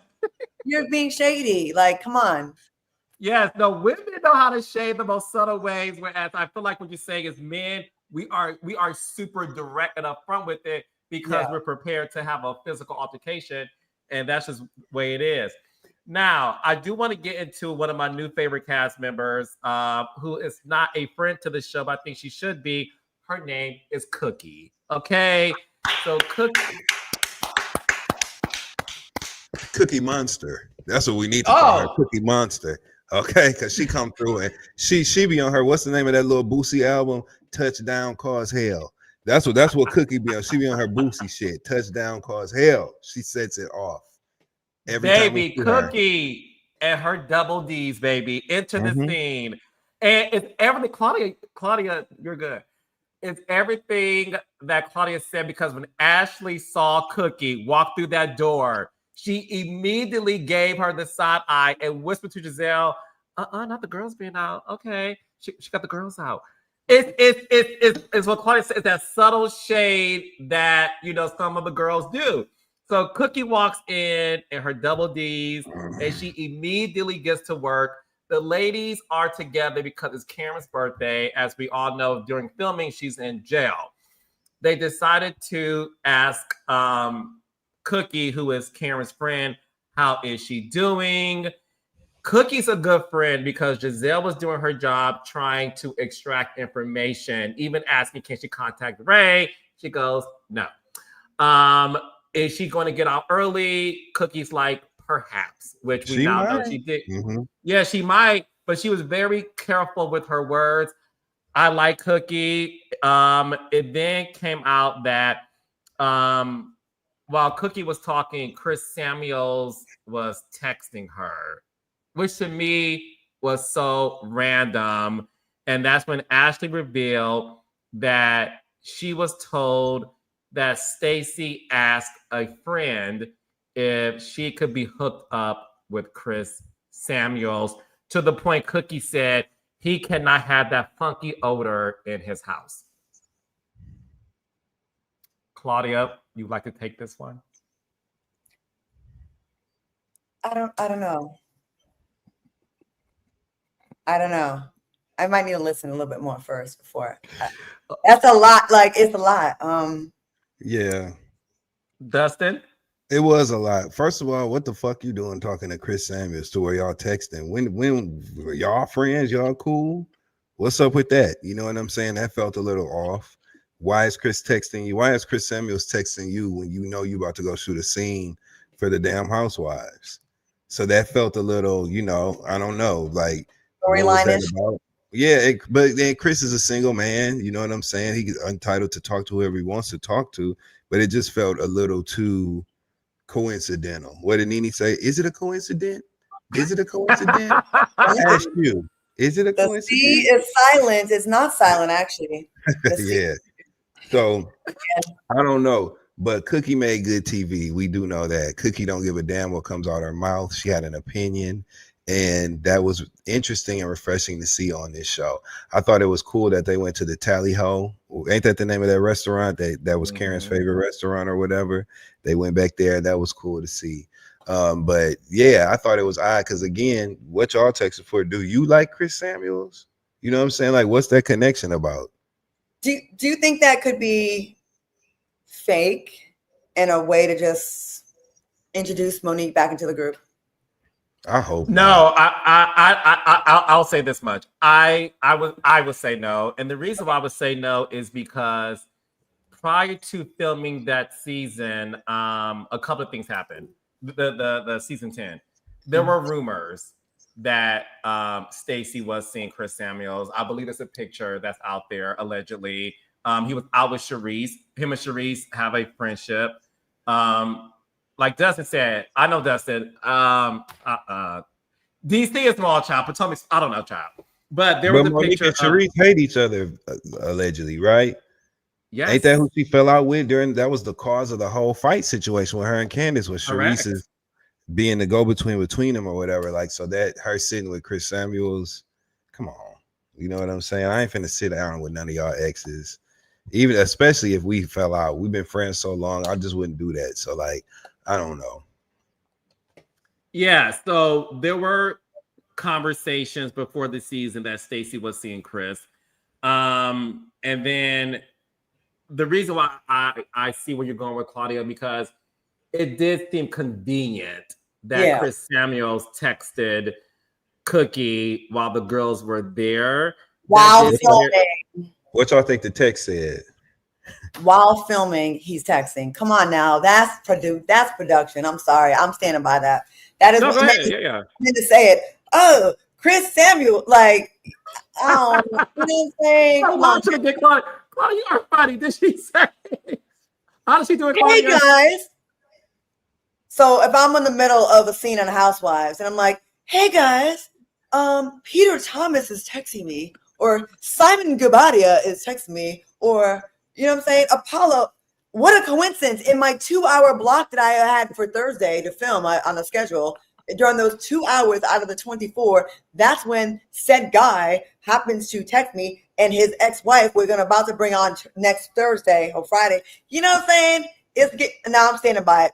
They said she pulled the phone out, a phone clip on her belt. They said she had a holster on her belt. That's where the phone was at. She's like, hold on, my phone. Who texting me? That makes it even more. She had the phone on her. The only thing missing is we made it even more fake is that she was on a Bluetooth. Oh, hold on. He looked like speakerphone, FaceTiming. Hey, and saying his first and last name. Hi, Chris Samuels. What a coincidence that you just text me right now, ladies. Man, if y'all don't stop believing this bullshit, that's some bullshit, okay? It's bullshit. She got a lot of keys on her key ring. They trying it. She probably got a lot of keys on her key ring. Don't you get that? I feel like she got a bunch of keys. You know, she get ready to go somewhere. Yes, I don't know. Yeah, I don't know. That's a lot of keys. With so many lot of keys, I'd be like, do you just keep the keys from your old apartment buildings and Cookie looks like she got a chauffeur's license. Don't she? Cookie look like she be a cool ass limo driver. You know what I'm saying? My grandpa used to drive a limo as his car. And he was a scammer. He used to rob all of us. He was open loans in everybody's name, student loans, mortgages. I'm telling you, scamming, a lot of keys, and driving a limo, and you're not a limousine driver. I love her on the show. They need more. We need more of Cookie. I like her brand or whatever that is. I love Cookie. No, Cookie was good. Cookie was good. Listen, I enjoyed this episode. I think Potomac's off to a great start. It's 2 episodes. I think it's fun. Again, based on what's going on with Wendy, I agree with you guys. I think we're in for every week us being distracted by what's happening. But overall, another solid episode to me. I'm enjoying this season so far. I really am. Me too. I like Potomac. I really like Potomac. I really do. And I'm mad I wasn't watching from the very beginning. You know, one day I was getting my hair done and someone was playing a marathon. I was like, I can't believe I'm asleep on the show. This to me is like the best one of the Housewives. I like it. It's great. It's great. It stands alone. It has staying power. We're in the fucking 10th season. You know what I'm saying? Yes. So this show it stands on its own. It does not play second fiddle to any other franchise. And as you can see, the surprises don't stop. And they lead the leaderboard in arrests too in just one season. Yeah. They do. Oh. What other franchise had 2 arrests in one season? They got action over there. I hate to see that too. I don't care. At the end of the day, I know these ladies have done something, made some poor choices or whatever. I always say I hate to see it. I hated to see Karen going to jail. I hate to see what's happening with Dr. Wendy. I hope she don't go to jail. I hope that none of this shit is true. I hope that if it is true, she's able to find a way to pay her debt back to society and or whatever trust and loan company put out the bill in the first place or whatever. But I hope she's able to do that and move on from this. I hate seeing this. I'm by no means gloating in their misfortune. None of us, I can speak for all 3 of us when we say that. Ain't nobody up here gloating for in their misfortune. You know what I'm saying? We would like for this to work out, but we did see that wig. And we did see, some of the other things that have made us laugh. That's just what it is. So we don't wish no ill on her and their family at all. The wig was definitely a violation, but we don't want to see her do any jail time. No. But no. she should Claudia, we have a question for we have a question for you. Okay. What is it? Dark Brown said, Claudia, I saw Watch What Happens Live. Why did they have you down to the bar? What's wrong with being at the bar? Well, it's saying because I was in this chair before, so it's like kind of like going from vice president to mayor, I guess. But we ain't playing into that. You was in I know. I'm not even on the Bravo show right now, so you're Claudia. It's an honor to be at that bar, to be featured on that show in the first damn place. We ain't playing into that shit. You was at the bar because you have something to promote that was worthy of the TV time on air, and they found it valuable. That's the problem with people, man. Stay out of that. Well, why were you in that chair? Why was you sitting there? Why were you in that chair? Stop playing into all that. She was on the fucking show. That's huge. That's a huge deal. Like, let's keep it there. And also, I'm not on a Bravo show now, and my girl Erica and her PR team, they reach out, made that happen for us to promote the event. We got Wednesday that Dustin will be at our live show in Denver, so it was a big deal for us. It was a good look for our podcast we're building, and so it was great. I saw that other question about would I go on Queen's Court. Yeah, they want to know, Claudia, would you ever go on Queen's Court? You would be good on that. I didn't even think about that. You would be perfect. I low key want to campaign for. I really want to go on that show. I really do want to go on the show. That's something I really want to go on. So Queen's Court, Will Packer, Holly Robinson Pete, watching. I would be interested to go on there, and I would like to. It'd be fun. I think it's a month in Atlanta, and they get a nice check. And I want to go on there. You'll be good on there. Yeah, you'll be really good on that one. I think you should do it. I really do. I really do. Z, I want to answer your question. Carlos, did you see and talk to Giselle and Robin at the Black Effect event? Yes, I was able to see Giselle. I was able to talk to Robin. One day, I'll let you guys know what me and Robin talked about. It was a great conversation.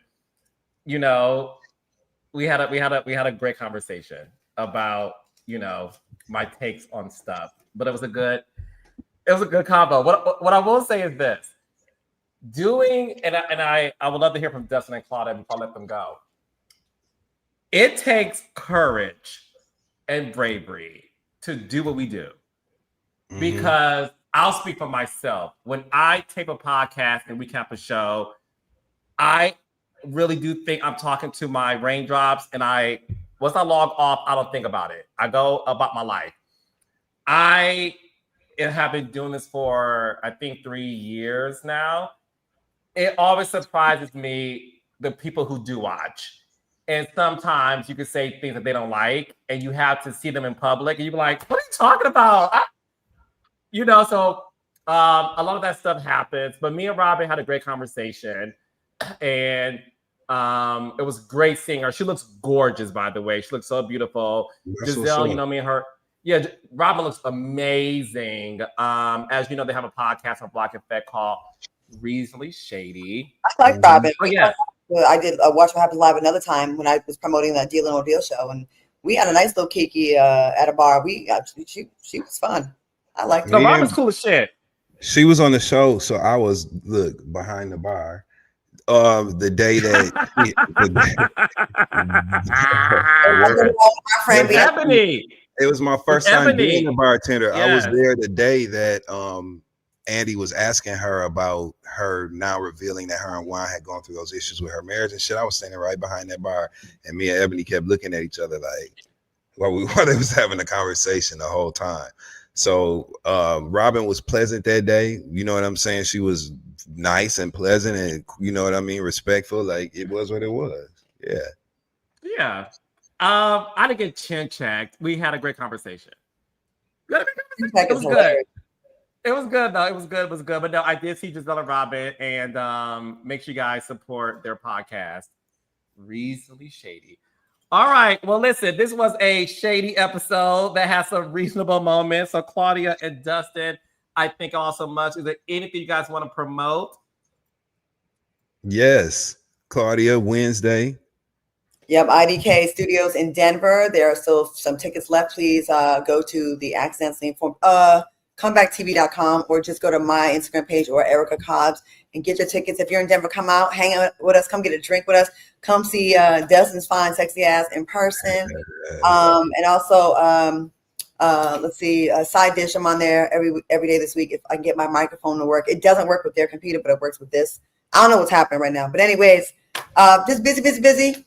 Check out The Handyman on Tubi and Run. It's continuing to do great numbers. So it's been all good. And Queen's Court. Holla at your girl. Holla at your girl. Claudia would be perfect for that show. We need Claudia on that show, or either her own dating show by her. So you should do The Bachelorette. That would be dope. You could be The Bachelorette. Anyway, yeah. So shout out to Claudia. Please come see us in Denver with our girl Erica Cobb, who we love. See us on their show. Love Erica Cobb. Yeah. I can't wait to be y'all's guest and be in y'all's house on Wednesday. So shout out to y'all. If you want to fuck with me, come see me tell jokes on that stage, baby. November 30th, I'll be in Charlotte, North Carolina at the Comedy Zone. Tickets are on sale right now. You just go to DustinRossLive.com. You can get your tickets for the November 30th show in Charlotte, North Carolina at the Comedy Zone.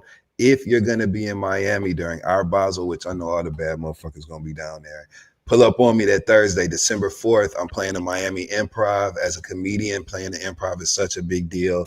Claudia was with me when I played the Improv in Dallas. Like, it's so affirming as a comedian. So I can't wait to be affirmed on that stage December 4th in Miami. So DustinRossLive.com. I can't wait to talk my shit. You're so good. You're such a natural too. Thank you, my friend. We're gonna have some fun Wednesday, me, you, and Erica. We're gonna have fun. I can't wait to play with y'all. So, and then I'll be in New York Thursday, so we can, I'll see you. We can go to dinner and tell secrets and all the stuff we can't say on air. So I can't wait. Yes. I can't wait. Oh yeah, because we do have to catch up on some things actually. A few things. Well, invite me. Oh. Can you come to New York on Thursday? No. I know. I'll text y'all. I'm out. Why? Who you interviewing on Thursday? No, I'm out of town all week. I have to. Where you gonna be? What cities are you gonna be? First of all, we about to get Love and Marriage. We getting Love and Marriage LA. That's why you out there. I'll text you. He doing every city for Dallas, ain't he? Every city for Dallas. Don't do it. I got a whole This cast. is not about Love me. and Marriage to LA gonna This go is not crazy. They're about gonna be in their me. convertibles and them houses in the hills. And ooh, it's gonna be and if somebody lives downtown, they're gonna be doing all the restaurants and bar. You know, downtown LA is a Yeah, whole it is. world in and of itself. What a good show. I hope it's gonna happen. That would be cool if that's why you are in LA. We don't know. We shall see. We shall see. We shall see. R&B, But- you bringing R&B divas back, LA? You said what? You bringing any of the diva shows, R&B I divas? would love Hollywood to. diva. I would love to. R&B divas. My focus is on Claudia and Dustin, so you know I have a lot going on. Really? Oh, Can you in LA looking at studios? Because that's Anyways, wonderful. So Make sure we can Reg, smoke in the back. Please, thank you. Make sure they're cool about that. no, But I want yeah. Claudia to move to New York City. That's what I What'd you want say? to do. Wait, say that again. Studios here. What'd you say about New York City? Claudia should move to New York. So, anyway, honey, I will move to New York like this because I have a good old time in New York. I like New York. Okay, It likes you. Okay. Yes. New York likes me. New York. You know, I've been looking at some stuff, and I'm like, oh, how fun would it be if all three of us were together in the same location? So like you would think, are we fun. talking like once a week or 5 nights a week? Because that's like a cute check. I know that's a cute check because like the I cost mean, of we'll see. The possibilities are endless. They sure are. We got I what it takes, baby. I'm almost to the point where I'm over Dallas. Like I like Dallas. It was a cute 7 years. I think I'm getting the 7-year. I don't want to say itch because now you'll get a rumor about you, but the 7 years. You don't have the 7-year itch. I'm just getting like a little bit. I'm restless. I'm young. I'm old and restless. Yeah. Me too. Claudia, me too. I tell people all the time, you know how they call the boys YNs? I'm an ON. I'm actually I'm a OAN. You know what I'm saying? That's what I am. Not to be confused with the OAN network. Yes, no, yes, not yes. at all. Not at all. But yes. I would definitely move to New York for our weekly, nightly, nighttime show that you're probably putting together for a huge deal. Yeah. Oh, dream come true. Dream come true. Can you imagine that rap party? Oh my God. Can you imagine the guests we'd have? The guests we'd have, the access we'd have all over the city, the people that be jocking us to get on the show. We're like, we'll see. Yeah, it'd be so much fun. And the beautiful studio, the set. I can't wait. The table. Claudia, you remember we was rubbing that table at the View manifesting, and look at us now. So who would have thought this was gonna even happen? Yep, and we weren't even having pitch meetings in New York on our behalf. Yep. So we ready for the call sheet, Carlos. Not the call sheet. We ready for the call sheet. You know what I'm saying? Well, you know, listen.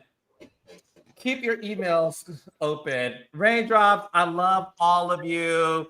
And we will see you guys. You are a mess. We'll see you guys.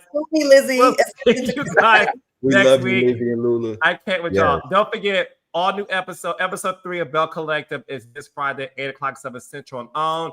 We all get to see Glendale's reaction to the DM accusations and what happens after that. All right. Love you guys. Glenn is healthy. God is good. I'll be at Prime 112. Anybody in Miami that want to pull up? Oh, I want to go. I want them